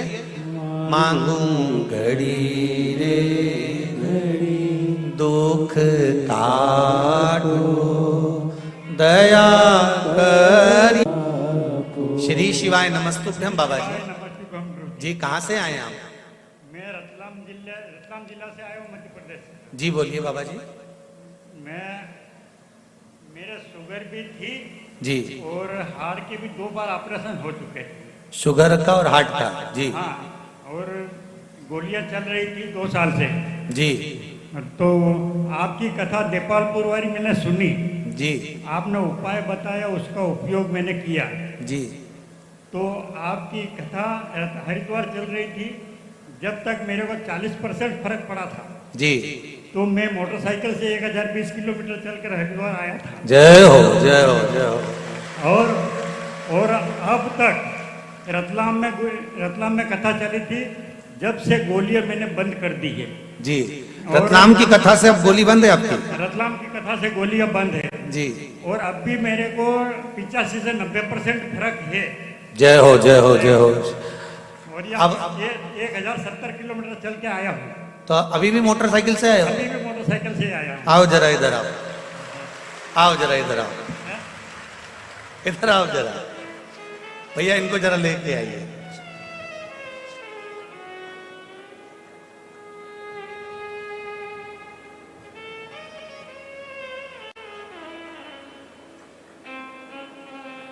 शिव के भक्त हैं, सारे गण यही नजर आएंगे। हर हर। आओ जरा, बायती जी जरा ऊपर आओ। एक जनी आओ, एक जनी आओ।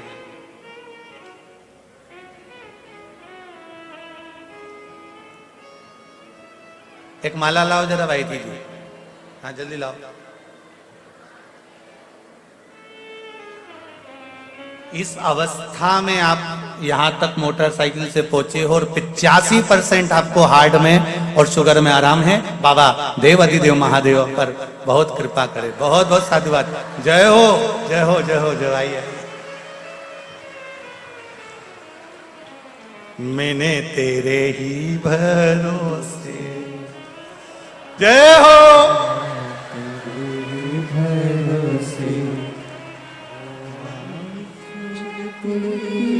जागे बाबा डोर हतो छठी नामे कटी जावांगी।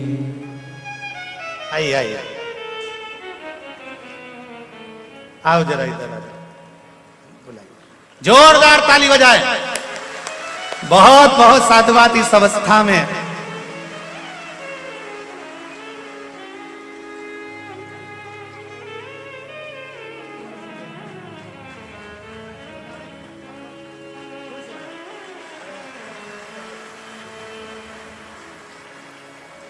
पाँव में भी तकलीफ है, आप देखेंगे पाँव में भी तकलीफ है।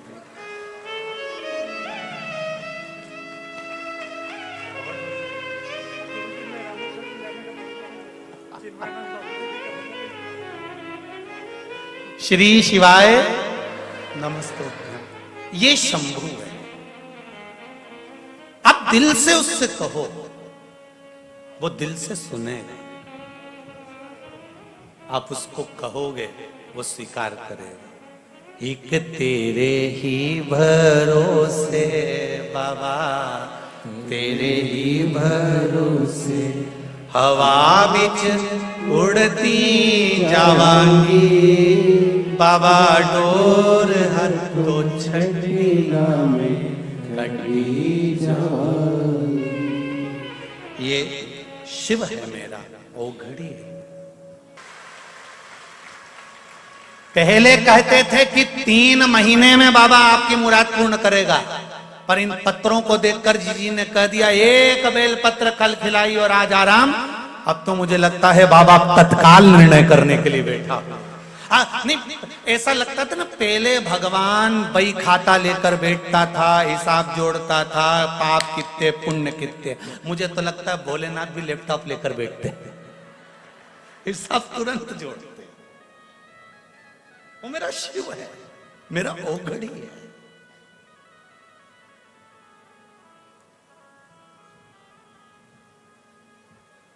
उसकी भक्ति अविरल है। महाराज तारकासुर मर गया। तारकासुर के 3 पुत्र, तारकाक्ष, विदुमाली, कमलाक्ष की 3, और ये तीनों शिव जी से, यहां ब्रह्मा जी से वर मांग रहे कि हमारे प्राण ना छूटे। सबको मालूम है कि मृत्यु निश्चित है, मरना है, प्राण जाएंगे, ये सिद्ध है, निश्चित है। फिर भी मानव तो मानव है, मनुष्य का शरीर तो मनुष्य का है। पर इस मानव के शरीर द्वारा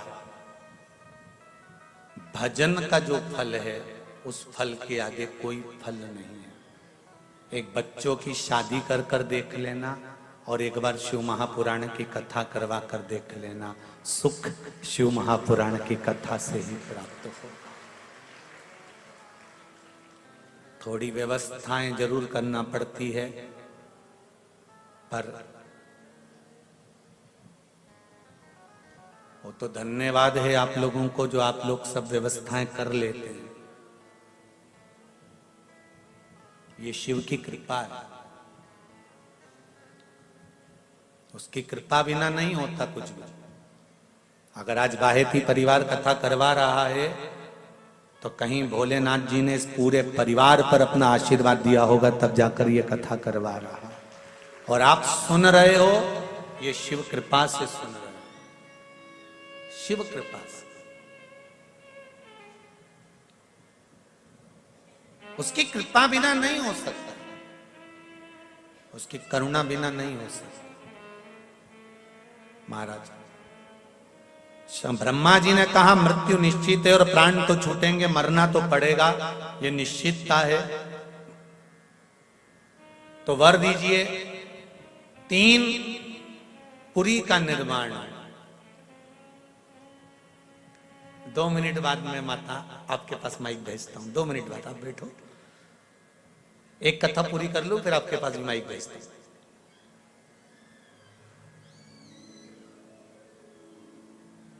3 पुरी का निर्माण किया, और 3 पुरी का निर्माण करा, और उस 3 पुरी के निर्माण कर कर उसका निवास किया, और वर मांगा महाराज वर मांगा, आसन दो, वर मांगा कि महाराज वर दीजिए कि यदि हमारे प्राण छूटे और हमारे अगर प्राण जाए तो तीनों के एक साथ जाए, ये वर दीजिए। हम तीनों के प्राण एक साथ, हम तीनों।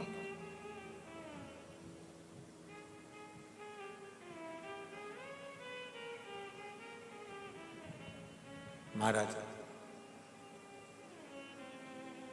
तथास्तु ब्रह्मा जी ने कहा, सब जगह उपद्रव चालू हो गया, इन्होंने मंदिर देवालय सब तोड़ना प्रारंभ कर दिए। शिव जी के पास खबर गई कि ये तीनों उपद्रव कर रहे हैं। शंकर भगवान ने कहा, इनको मारने के लिए सारे 33 कोटि देवी देवताओं को पशु बनना पड़ेगा और मैं तुम्हारा पति बनूंगा, तब मैं तुमको दौड़ाऊंगा। आप इन तीनों की पुरी में प्रवेश करना, तारकाक्ष, विदुमाली और कमलाक्ष की को एकत्रित करना और इकट्ठा करोगे, मैं इनके प्राण हर लूंगा। शंकर भगवान ने देवताओं को पशु बनाकर, शिव जी उसके पति बनकर, भगवान शंकर पशुपति नाथ बनकर इनका संहार करने के लिए चले। संहार किया। शंकर भगवान पशुपति नाथ कहलाए महाराज। ये तारकाक्ष, ये विदुमाली, ये कमलाक्ष की तीनों समाप्त हो। पशुपति नाथ का व्रत जो माताएं करती हैं या जो पुरुष करते हैं, जो बालक बालिकाएं कर रहे हैं, शिव जी से वर प्राप्त करने के लिए व्रत कोई साधारण नहीं है। 5 सोमवार का ये व्रत है। पूजा की थाली पूरी तैयार कर कर उसमें अभिषेक का सामान रखकर सुबह के समय जाकर भगवान शंकर के मंदिर में पूजन अभिषेक करना, वापिस थाली को लेकर आना, रख देना। उसी थाली को वापिस लेकर जाना है। शाम के समय पर प्रसाद लेकर जाना है, कुछ मीठे का, 6 दिए लेकर जाना है, दीप घी के। मंदिर में पहुंचकर वही थाली धोना नहीं है, उसी थाली में रखी हुई सामग्री से पूजन करना है। प्रसाद के 3 हिस्से कर देना है। 5 दीप मंदिर में शिव जी के सामने लगा देना है। 1 दिया वापिस लेकर आना है, उसको वहां पर प्रज्वलित नहीं करना, जलाना नहीं। प्रसाद के 3 हिस्से सामने रखकर 2 हिस्से मंदिर में छोड़कर 1 हिस्सा थाली में रखकर बाबा देवाधिदेव महादेव से प्रार्थना कर कर कि हे बाबा, आज से हमारा पशुपति व्रत प्रारंभ हुआ है, इस कामना से मैंने ये व्रत किया है, आप इसे स्वीकार करना। बाबा से विनय कर कर थाली लेकर वापिस आना। प्रसाद का 1 हिस्सा, 1 दीप वापिस लेकर आकर घर के दरवाजे के बाहर राइट हैंड में सीधे हाथ पर जो दिया लेकर आए उसको रखकर प्रज्वलित करना और प्रसाद का जो 1 हिस्सा लेकर आए हो उसको लेकर घर के अंदर प्रवेश करना। भोजन करने से पहले प्रसाद का जो हिस्सा लेकर आए हो उसको खाना, उसके बाद में फिर भोजन ग्रहण करना। जो प्रसाद लेकर आए हो उसमें से किसी को हिस्सा नहीं देना है, जिसका व्रत है उसी को पाना है। ये पशुपति व्रत है। इस व्रत के बीच में अगर कोई तिथि का व्रत, कोई आप चतुर्थी करते हो या छठ करते हो या तीज करते हो या सोमती अमावस्या पड़ गई, सोमती का व्रत करते हो, तो इस व्रत को उस दिन मत करना। फिर जो व्रत तुम करते हो, एकादशी का करते हो या प्रदोष का करते हो या सोमती का करते हो, तो उस व्रत को करो। ये व्रत अगले सोमवार कर ले। रजस्वला धर्म बीच में आ जाए तो व्रत करना, पूजन मत करना, परंतु वो इसमें गिनती में नहीं आएगा। जिस व्रत में आप मंदिर में जाकर पूजन करोगे वो व्रत पूर्ण होगा। 5वां व्रत रहे, उस 5वें व्रत में जाकर पूजन करो। शाम के समय 1 श्रीफल 11 रुपए, बेलपत्री 108 या चावल का दाना 108 या मूंग का दाना 108 या पुष्प की पंखड़ी 108, जो भी 108 वस्तु आप भगवान शंकर को समर्पित कर सकते हो। पूजन करने के बाद श्रीफल और 11 रुपए रखकर 108 सामग्री शिव जी को समर्पित करो। पूजन करके वापस दिया और प्रसाद लेकर आओ। 5वां पूरा व्रत पूर्ण हो जाए, 5वां बाबा से विनय कर कराना, आज मेरा 5वां व्रत पूर्ण हुआ है, स्वीकार करना बाबा, और मेरा पशुपति व्रत सफल कर कर मेरी कामना पूर्ण करना। घर पर आना, दिया लगाना, घर में बैठकर प्रसाद पाना, भोजन करना, इस तरह से पशुपति व्रत किया जाता है। 5, छठा नहीं, केवल 5 तक। शिव से प्रार्थना,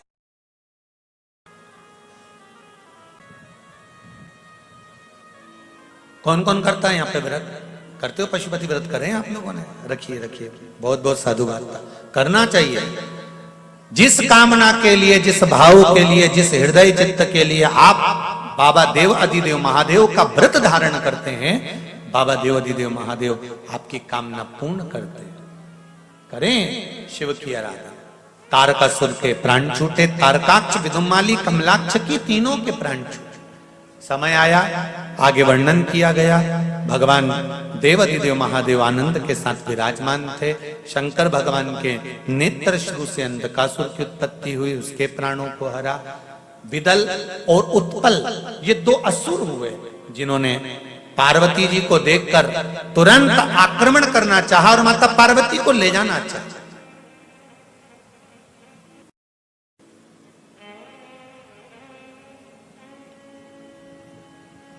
सुंदरता हो मनुष्य की, फिर वही वाली बात आ गई, जरा ध्यान दीजिएगा।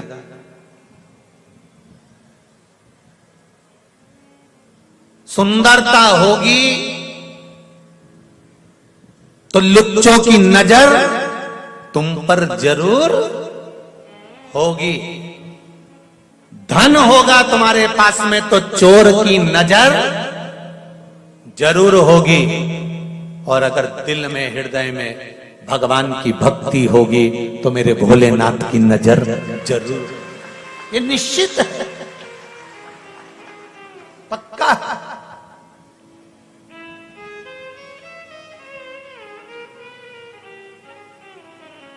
ये निश्चित है। अगर हृदय में भक्ति है, भगवान के प्रति भाव जागृत है, शिव की आराधना आप कर रहे हैं, राम की आराधना, कृष्ण की आराधना, दत्त की आराधना, देवी की आराधना, जो आप कर रहे हैं, भगवान की आराधना में अगर डूबे हुए हो तो निश्चित है जिस परमात्मा की हम आराधना कर रहे हैं उस परमात्मा की दृष्टि हम पर है। विदल और उत्पल ने माता पार्वती जी पर ध्यान दिया। जैसे ही पार्वती जी पर ध्यान दिया, क्रोध आ गया पार्वती मैया को। माता पार्वती जी ने गणेश जी का शस्त्र पड़ा था, कुंदुक। कुंदुक देखा होगा आप लोगों ने, गणेश जी के हाथ में एक शस्त्र होता है एस जैसा, वो कुंदुक पार्वती जी ने उठाया और कुंदुक का प्रहार विदल और उत्पल पर कर दिया।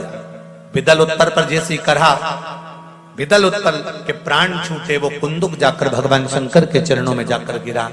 चरणों में गिरते से शिव जी का नाम कुंदकेश्वर पड़ गया। क्या नाम पड़ा है? कुंदकेश्वर। कैंसर के मरीज हो, किडनी लीवर के मरीज हो, या कोई बहुत बड़ी बीमारी लग गई हो और औषधि दवाई काम ना कर रही हो, तो शिव महापुराण की कथा कहती है कि जिस दवाई को हम खा रहे हैं वो कुंदकेश्वर महादेव के नाम से खाना चालू कर दे। क्या नाम है?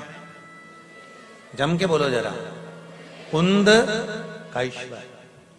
कुंदकेश्वर महादेव के नाम से उस दवाई को खाना चालू करें, वो दवाई औषधि अमृत का काम करना प्रारंभ करेगी और शरीर को लगना प्रारंभ हो जाएगा। ये कुंदकेश्वर महादेव का। जैसे आज सोमती अमावस्या है,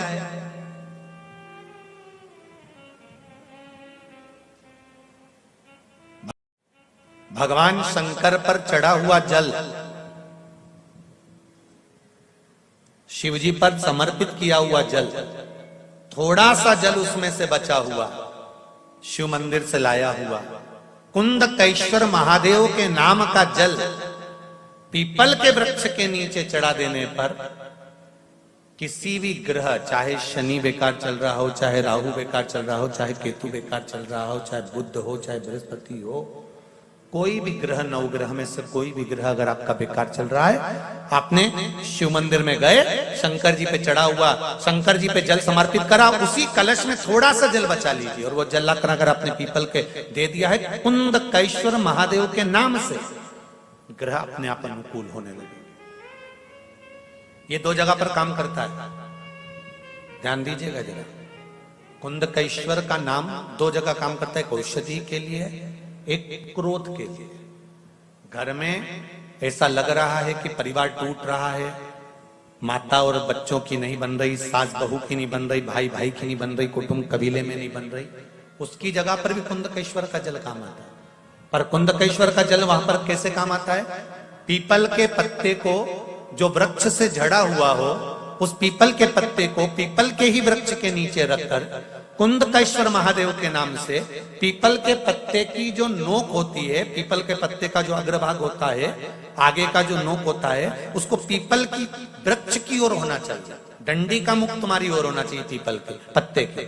और कुंदकेश्वर महादेव के नाम से भगवान शंकर को जब हम समर्पित करते हैं, घर का नाम और गोत्र का स्मरण कर कर, तो उस परिवार में फिर विवाद समाप्त हो जाता है, आपस में प्रेम बढ़ना प्रारंभ हो जाता है। ये कुंदकेश्वर महादेव का।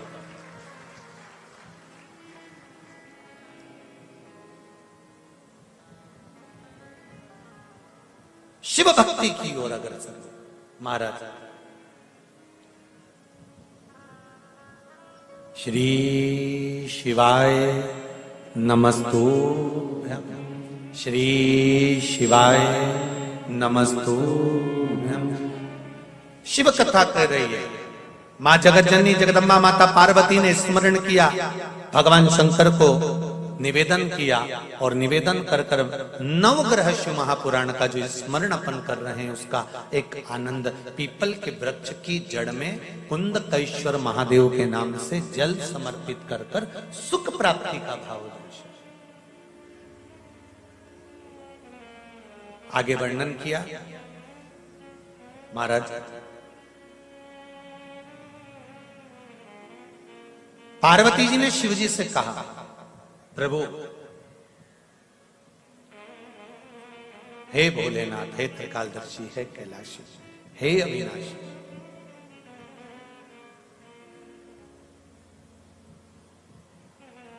आज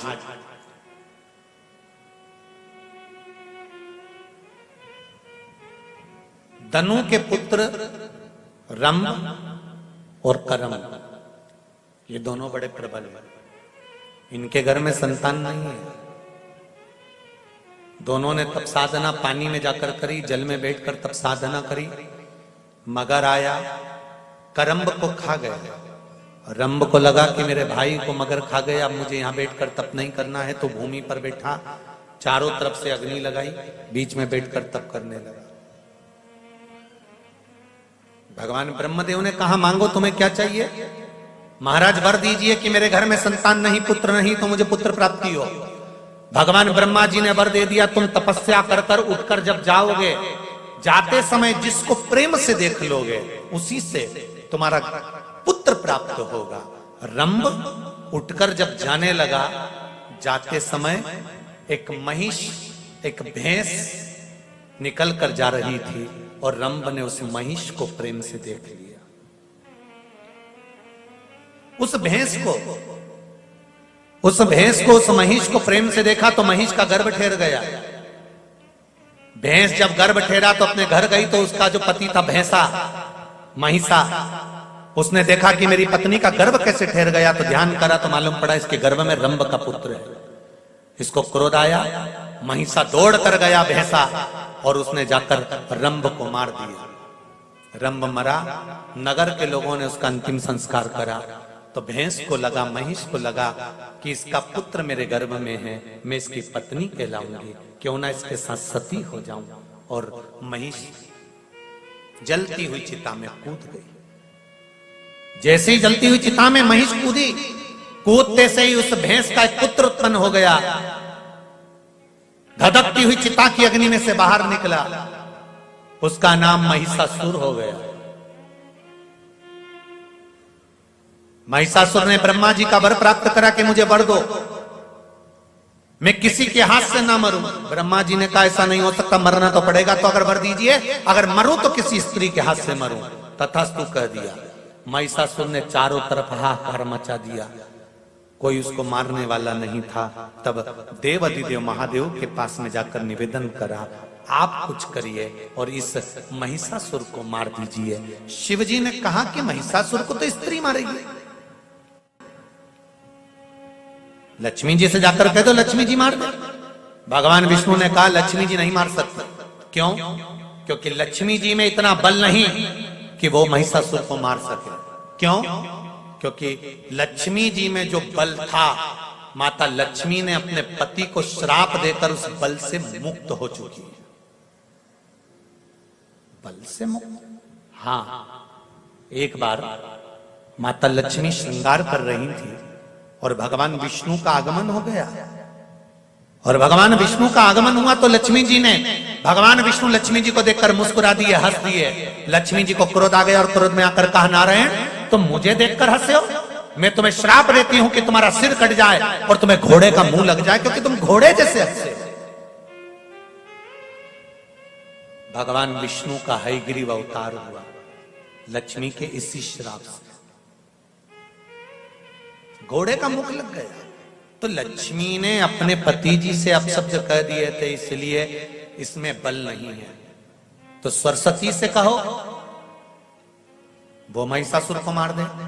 सरस्वती में भी वो बल नहीं है कि वो महिषासुर को मार दे, क्योंकि एक बार ब्रह्मा जी यज्ञ कर रहे थे, उस यज्ञ में ब्राह्मण कह रहे थे जल्दी से सरस्वती को लेकर आओ, वीणा देवी को लेकर आओ। ब्रह्मा जी बार बार जाकर कहते वीणा चलो, सरस्वती चलो, सरस्वती चलो, देवी चलो, ब्रह्मणी चलो, पर सरस्वती देवी नहीं गई। ब्राह्मणों ने कहा यज्ञ का मुहूर्त निकल रहा है, ब्रह्मा जी कुछ तो करना पड़ेगा। ब्रह्मा जी ने कहा आपको जो करना है करो। तभी ब्राह्मणों ने गाय को खड़ा करा, गौ माता को खड़ा कर कर ब्राह्मण वेद की ध्वनि करने लगे। ब्राह्मण जब वेद की ध्वनि करने लगे, गाय को खड़ा कर कर जब वेद की ध्वनि करी, तो गौ माता के मुख से वेद माता गायत्री को प्रकट कर लिया। और ब्राह्मणों ने गाय को मुख से जब वेद माता गायत्री को प्रकट करा, उस गायत्री को प्रकट करके ब्रह्मा जी के पास में बिठा दिया। पास में बिठाकर यज्ञ प्रारंभ कर दिया। ब्रह्माणी ने आकर श्राप दे दिया, ब्रह्मदेव तुमने अपनी पत्नी का अपमान करा है, मैं तुम्हें श्राप देती हूं, पृथ्वी पर कहीं तुम्हारे मंदिर नहीं होंगे, कहीं तुम्हारे मंदिर नहीं होंगे, केवल जहां तुमने यज्ञ करा है पुष्कर में, बस यहीं छोड़कर। तो भगवान शंकर से कहा अब आप कुछ करिए। शिव जी ने पार्वती से कहा, पार्वती ने जाकर क्रोध कर कर महिषासुर का संहार कर दिया और माता का नाम महिषासुर मर्दनी हो गया। ये शिव कृपा, ये शिव कृपा। आया समय माता पार्वती जी ने भगवान शंकर से कहकर गणेश जी के मंगल विवाह का प्रस्ताव रखा। विश्वरूप जी की, विश्वरूपा जी की सुंदर दो पुत्रियां रिद्धि और सिद्धि के साथ श्री गणेश जी महाराज का मंगल विवाह हो रहा है। जोरदार ताली बजाकर गणेश जी के मंगल विवाह का स्मरण करेंगे। घड़ी की दुकान पर ही घड़ी ठीक हो सकती है, उसी तरह जैसे घड़ी की दुकान पर ही घड़ी ठीक होती है, तो ये समय, ये घड़ी, ये पल, ये नक्षत्र, ये समय, ये वर्ष, ये महीने, ये वार जिसने बनाए हैं वो है देवाधिदेव महादेव। अगर हमारा भी समय ठीक नहीं चल रहा हो तो शंकर जी के पास ले जाकर थोड़ी देर बैठ जाओ, ये घड़ी, ये समय, ये पल, ये नक्षत्र ठीक हो जाए। थोड़ा शिव की आराधना में, थोड़ा शंकर भगवान की आराधना में इस घड़ी और इस पल को लगाने का प्रयास करिए।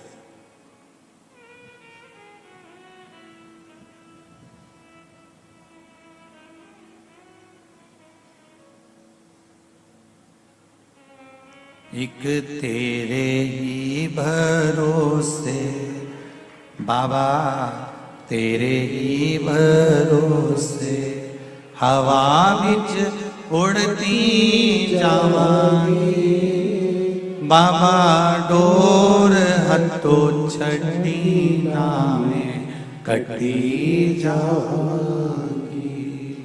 भोले मैं तेरी पतंग, हो शंभो मैं तेरी पदम हवा बिच उड़ती जावांगी, बाबा डोर हथो छड़ी ना में कटी।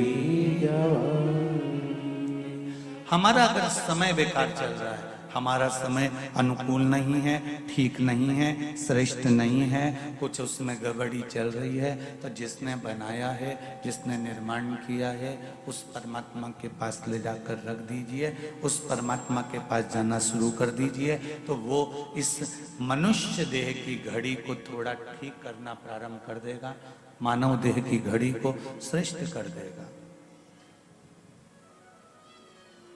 गूंजना बंद कर पाते।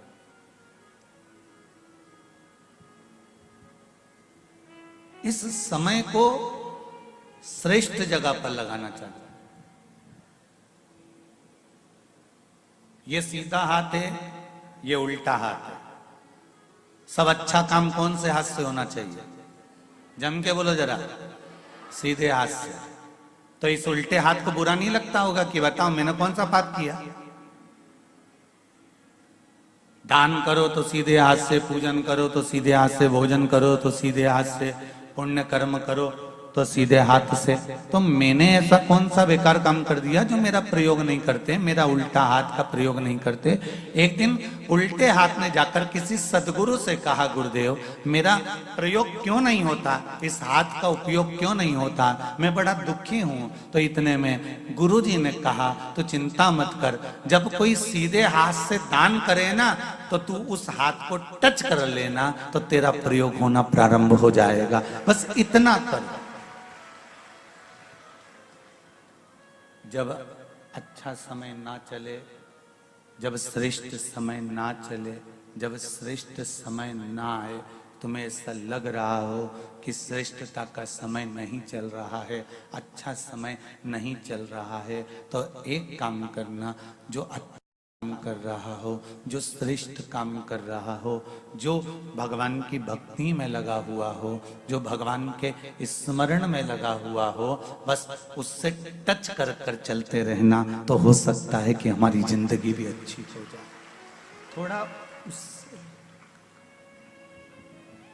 थोड़ा उससे लगकर चलो। शंभू शंभू, थोड़ा उससे लगकर चलने का प्रयास करें।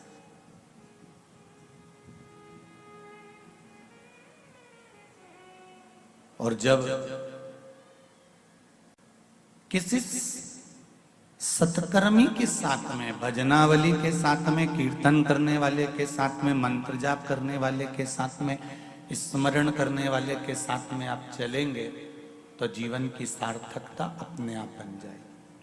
आप उसके साथ चलो तो।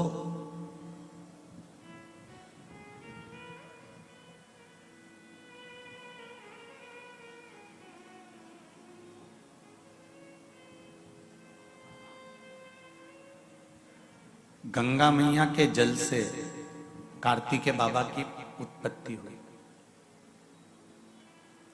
कार्तिकेय बाबा प्रकट हुए।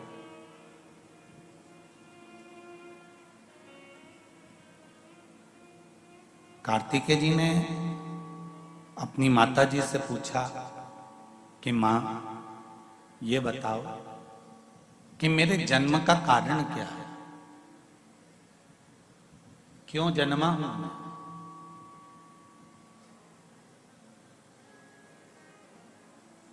मेरे जन्म का कारण है क्या, मेरे जन्म का कारण क्या हो? तो मां तुरंत बोली कि तुम्हारे जन्म का एक कारण है तारकासुर का संहार।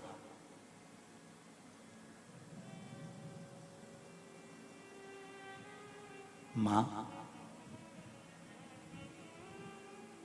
एक असुर के संहार के लिए मेरा जन्म हुआ है क्या? मेरे जन्म का कारण केवल एक असुर का संहार ही है,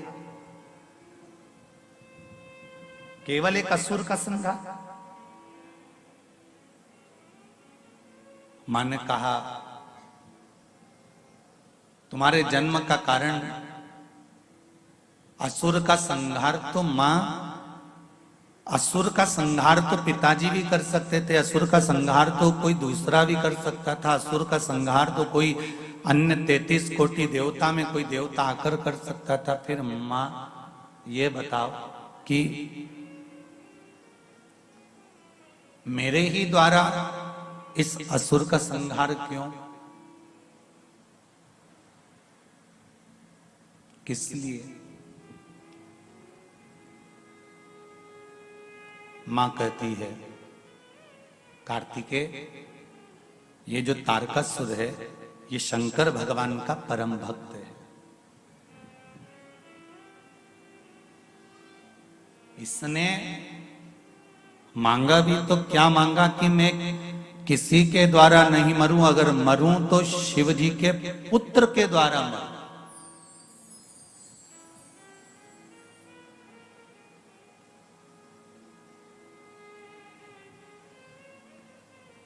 जो अच्छा होता है ना वो अच्छा ही सोचता है, जो श्रेष्ठ होता है वो श्रेष्ठ ही सोचता है।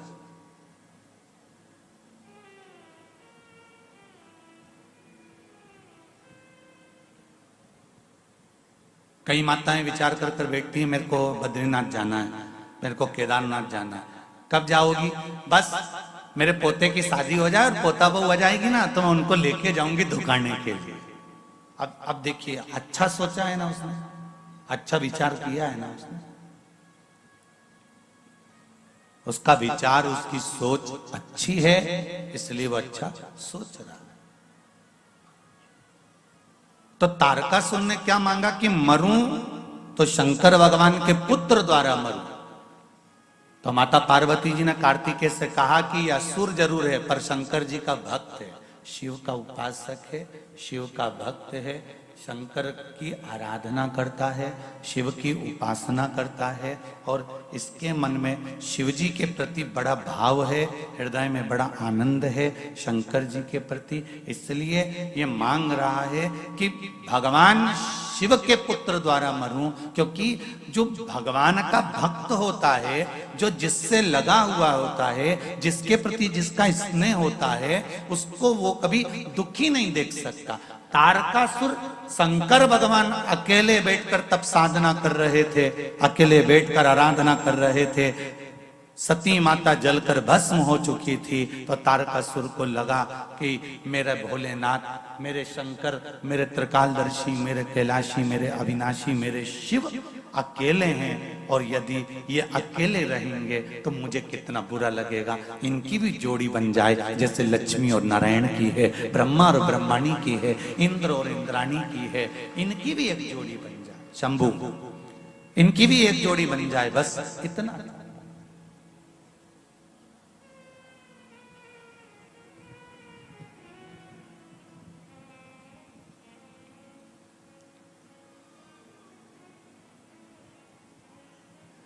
इसलिए मांगा क्या? मांगा केवल इतना कि शिव जी के पुत्र के द्वारा मेरे प्राण छूटे, भगवान शंकर के पुत्र द्वारा मेरे प्राण छूटे। पुत्र कब होगा? जब शंकर भगवान की समाधि हटेगी, तब साधना हटेगी और इनका मंगल विवाह होगा, और विवाह होगा तब जाकर इनका पुत्र होगा। एक बात आपसे कहना चाहेंगे, कभी शिव मंदिर में जल चढ़ाने का मौका मिले और आप शंकर जी के मंदिर में जल चढ़ाने के लिए जाएं, या बेलपत्र चढ़ाने के लिए जाएं, या शिव जी की आराधना करने के लिए जाएं,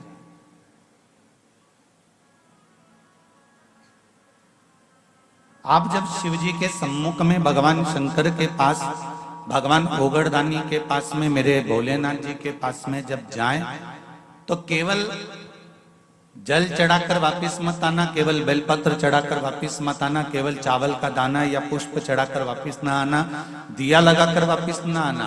आते आते बाबा भोलेनाथ जी से ये भी पूछ कर आना, बाबा आप मंदिर में बैठे रहते हो, बहुत दिन हो गए आपको बैठे बैठे, चलो आज मैं आपको मेरे साथ लेकर चलती हूँ और मेरे घर तक लेकर चलती हूँ। भले शिवलिंग मंदिर में रहे पर भगवान की ज्योति उसके साथ जरूर जाती है।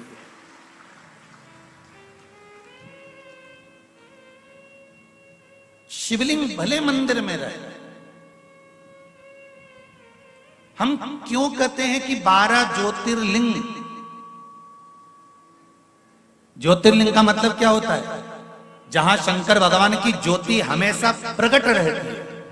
और ज्योति से मतलब ये नहीं कि घी का दिया या तेल का दिया प्रकट रहता है, उससे मतलब नहीं है।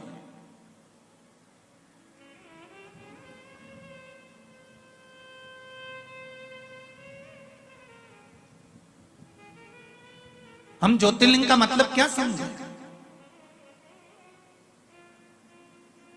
जहां पर भगवान शंकर की ज्योत जल रही है उसका मतलब ज्योतिर्लिंग? नहीं नहीं नहीं। जहां घी का दिया जल रहा है उसका ज्योतिर्लिंग? नहीं। जहां तेल का दिया जल रहा है उसका मतलब ज्योतिर्लिंग? नहीं।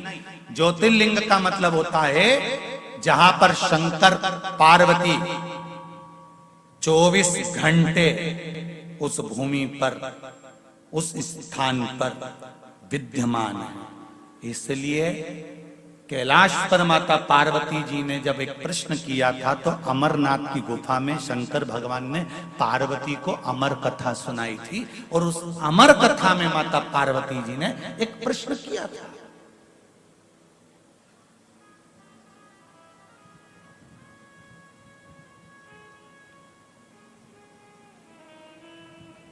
उस अमरनाथ की गुफा में माता पार्वती जी ने एक प्रश्न किया था। आप जिस स्थान पर विराजमान होते हो उस स्थान से आप कितनी देर के लिए ओझल होते हो? कितनी देर के लिए जाते हो? बहुत ध्यान से सुनना रे भाई। आप अगर 2 साल से 3 साल से 4 साल से 5 साल से 8 साल से अगर शिव महापुराण की कथा सुन रहे हो तो उसमें आज की कथा बड़ी विशेषता में ध्यान रखना। सोमती अमावस्या नवग्रह शिव महापुराण की कथा हैदराबाद बाहेती परिवार द्वारा जो हो रही है उस पर ध्यान दीजिएगा। और अगर सुनने से वंचित रह जाओ तो बाद में सुन लेना, पर सुनना जरूर कथा।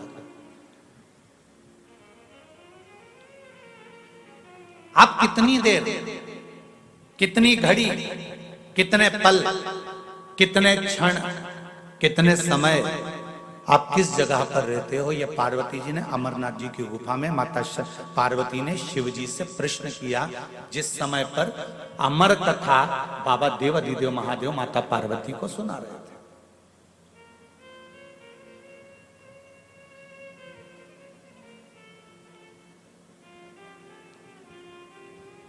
शिव जी कहते हैं पार्वती,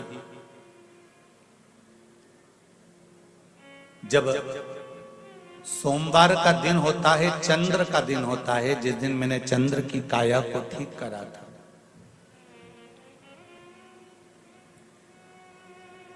बारह ज्योतिर्लिंग में सबसे पहला ज्योतिर्लिंग, बोलो जम के, जम के बोलो जरा, सोमनाथ।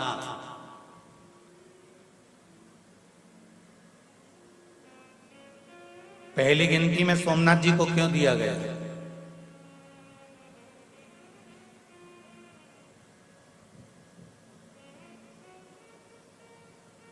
प्रथम गिनती काशी तो अजर और अमीर है, अमर है। ये काशी के शिवलिंग का निर्माण तो ना जाने कितने सतयुग, ना जाने कितने त्रेता, ना जाने कितने द्वापर, ना जाने कितने कलयुग निकल चुके हैं, तब भी काशी में शिवलिंग था। शंकर काशी में थे और शंकर काशी में हैं और शंकर काशी में रहे। ना जाने कितने सतयुग, कितने त्रेता, कितने द्वापर और कितने कलयुग निकल गए, काशी में शिव है, था और रहेगा, ये निश्चित है।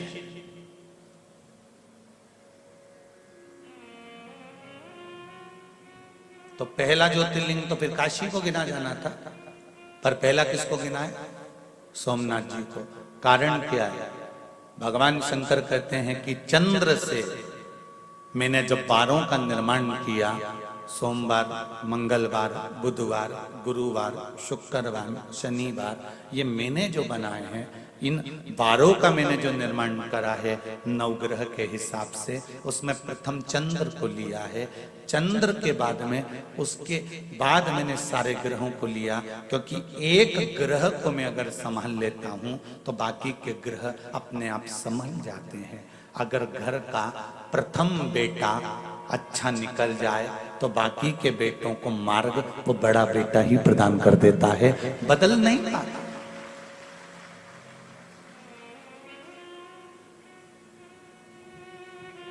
घर की एक बेटी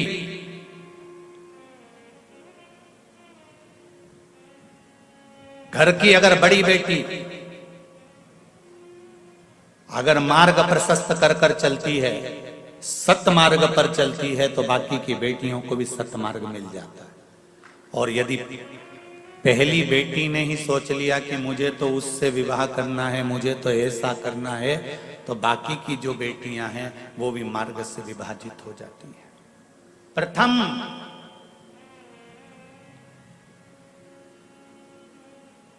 थोड़ा सा बुरा जरूर लगेगा हैदराबाद वालों,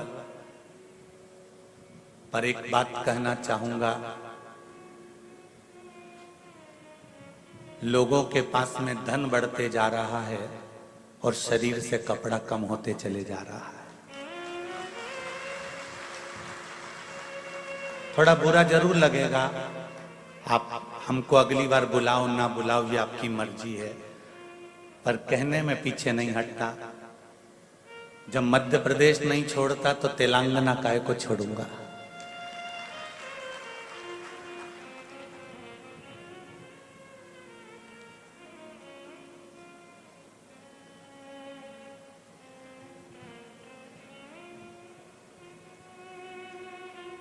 जब शरीर पर घाव हो जाता है ना, तो डॉक्टर क्या करता है? उस घाव को खुला छोड़ देता है क्या? जम के तो बोलो नहीं। क्या लपेटता है? पट्टी। पट्टी घाव को ठीक करने का काम करती है क्या? नहीं। पट्टी घाव पर मक्खी ना बैठे, मक्खी ना भिन भिनाए, इसलिए बांधी जाती है।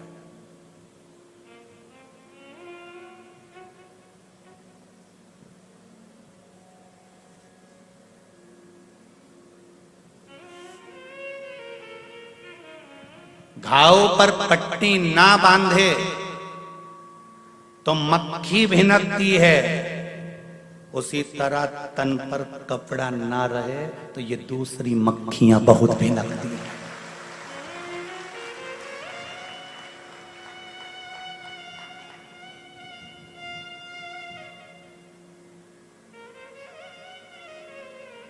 फिर प्रशासन को दोष मत देना और पुलिस को दोष मत देना।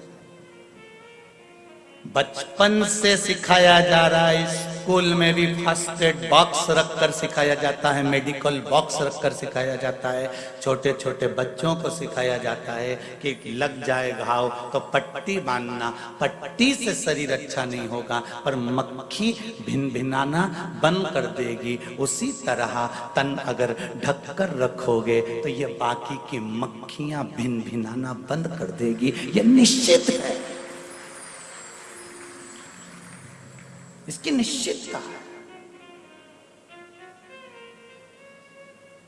धन बढ़ा है पर तन पे से कुछ घटा भी है।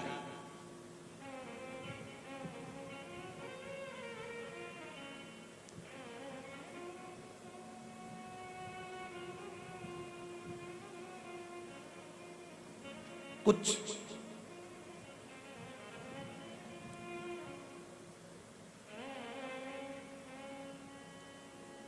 लोग कहते हैं प्रशासन ध्यान नहीं देता, पुलिस ध्यान नहीं देती। गलती किसकी है? बोलो तो। ये मक्खियां झूम क्यों रही हैं? घाव खुला है, घाव खुला है इसलिए मक्खियां झूम रही हैं। एक बात पहले कही थी, आपको ध्यान में होगी। शिव महापुराण की कथा सीहोर कुबेरेश्वर धाम से जड़ वृक्ष शिव महापुराण की कथा कही थी। अगर आप लोगों ने सुनी होगी तो स्मरण में होगा। तुलसी का पौधा लाओ और पौधे को ऐसे ही खुला छोड़ दो, उसमें मिट्टी मत डालो, तुलसी का पौधा पनपेगा? जम के तो बोलो नहीं। बेलपत्री के पौधे को लाओ, उसकी जड़ पर मिट्टी मत डालो, बेलपत्री का पौधा पनपेगा? बोलते जाओ जरा जल्दी नहीं। पीपल का पौधा लाओ, उसकी जड़ पर मिट्टी मत डालो, क्या पीपल का पौधा पनपेगा? नहीं। गुलाब के पौधे को भी लाओगे तो उसकी जड़ को मिट्टी से दबाना पड़ेगा। पीपल का पौधा लाओगे तो उसकी जड़ को मिट्टी से दबाना पड़ेगा। बेलपत्री का पौधा लाओगे तो उसकी जड़ को मिट्टी से दबाना पड़ेगा। जब जड़ मिट्टी से ढकी हुई रहती है तो वो वृक्ष पनपता रहता है। उसी तरह मनुष्य की भी जड़ है नाभि, जब तक ये कपड़े से ढकी रहती है तो मनुष्य भी बढ़ता रहता है। पर आजकल फैशन है साहब, कपड़े वैसे होना चाहिए कि जड़ भी दिखना चाहिए, नाभि नजर आना चाहिए। पर सनातन धर्म कहता है, मेरा सनातन धर्म वर्णन करता है कि पौधे की जड़ ढकी होती है तो पौधा तरक्की करता है। और जिस नहीं बोलूं, जिस मनुष्य की नारी की जड़ ढकी होती है वो नारी भी कुल की मर्यादा को आगे बढ़ा देती है। अब कितना कहें, समझने वाला व्यक्ति उतने में समझ सकता है, इससे ज्यादा क्या कहोगे।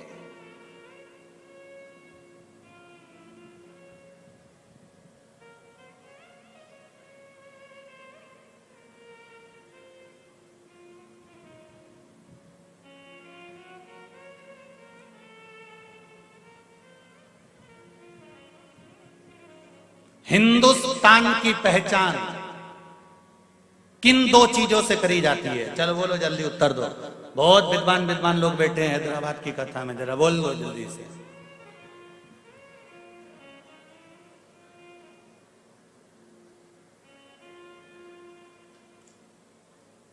दो जरा भैया माइक दो जरा, जी बोलने वाली है उनको दो जरा माइक को। हाँ खड़ी हो जाओ। मेरे हिंदुस्तान की पहचान किन दो चीजों से करी जाती है?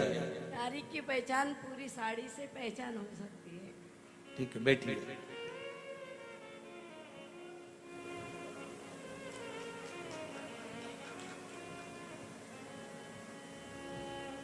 इधर दो माइक को, जी बोलने वाली। हाँ खड़े हो जाओ, हो जाओ खड़े जल्दी। देव देव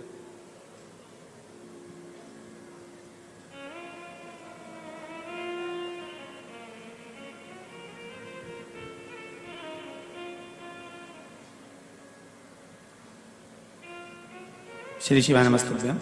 श्री शिवाय नमस्तुभ्यम। हिंदुस्तान की पहचान सभ्यता और संस्कृति से है।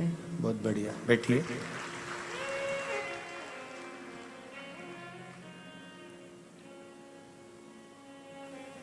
हिंदुस्तान की पहचान किन दो चीजों से करी जाती है? जिह्वा पर हिंदी और माथे पर बिंदी से करी जाती है।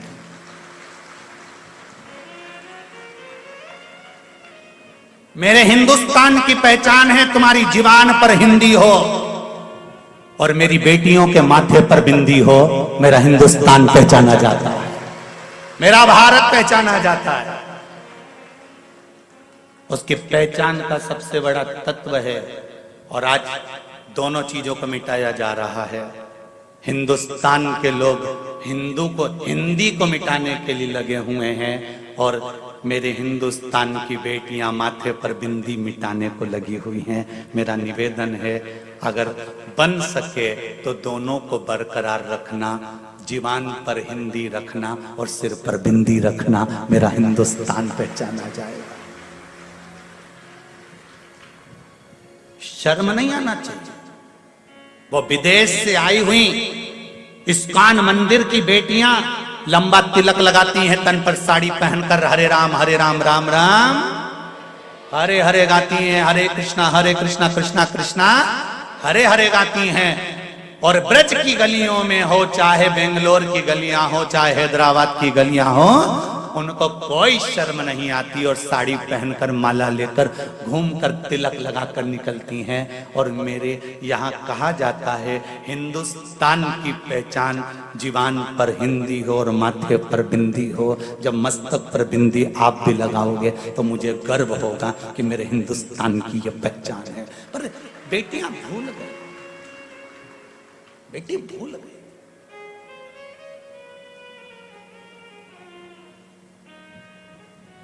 धन बढ़े तुम्हारे यहाँ, हम मना नहीं। हम तो इस व्यासपीठ से भगवान से कहना चाहेंगे कि आपको भगवान इतना धन दे, इतना धन दे, इतना धन दे कि तुम दोनों हाथों से, जैसे आज बाहेती परिवार शिव महापुराण की कथा करवा रहा है, बाबा से विनती करें हम तो कि आपको इतना दे कि आने वाले समय में आप भी हैदराबाद में शिव महापुराण की कथा करवा। भगवान इतना दे, पर निवेदन है धन तो बढ़ रहा है पर तन पे से वस्त्र घट रहा है। ऐसा धन फिर किसी काम का नहीं जो तन के वस्त्र को कम कर दे। महाराज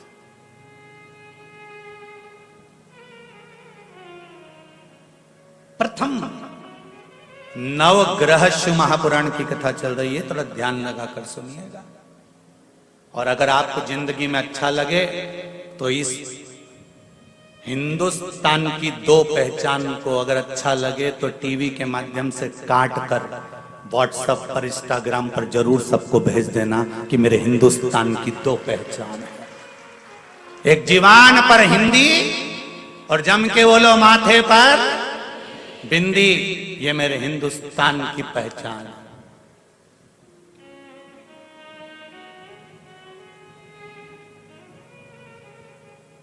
जनमानस तक जाए। शिव महापुराण केवल यहीं तक नहीं, जो नहीं सुनते उन तक आप भेज सकते हो, सोशल मीडिया के माध्यम से आप पहुंचा सकते हो। घाव पर पट्टी बंधना जरूरी है, मक्खी भिनकेगी, तन पर वस्त्र सही होना जरूरी है, नहीं तो ये बहुत मक्खियां है रे संसार में, ये भी बहुत भिनकेगी। फिर प्रशासन को या पुलिस को दोष मत देना कि ये कुछ नहीं करते। वो तो कहते हैं कि पट्टी बांध के रखो ना घाव पर, तन पर अच्छे कपड़े पहन कर रखो, किसी की सामर्थ्यता है कि भिनक जाए। झांसी की रानी भी तो थी, मां अहिल्याबाई भी तो थी, मां मुक्ताबाई भी तो थी, कर्माबाई भी तो थी, मीराबाई भी तो थी। खूब जियो, खूब अलमस्त आनंद में आप। हम ये नहीं कहते कि आप आज के युग में मत जियो, बहुत बहुत जियो आज के युग में, पर अपनी संस्कृति और अपनी सभ्यता से पीछे मत हटो। अपनी सभ्यता और अपनी संस्कृति से हमको पीछे नहीं हटना।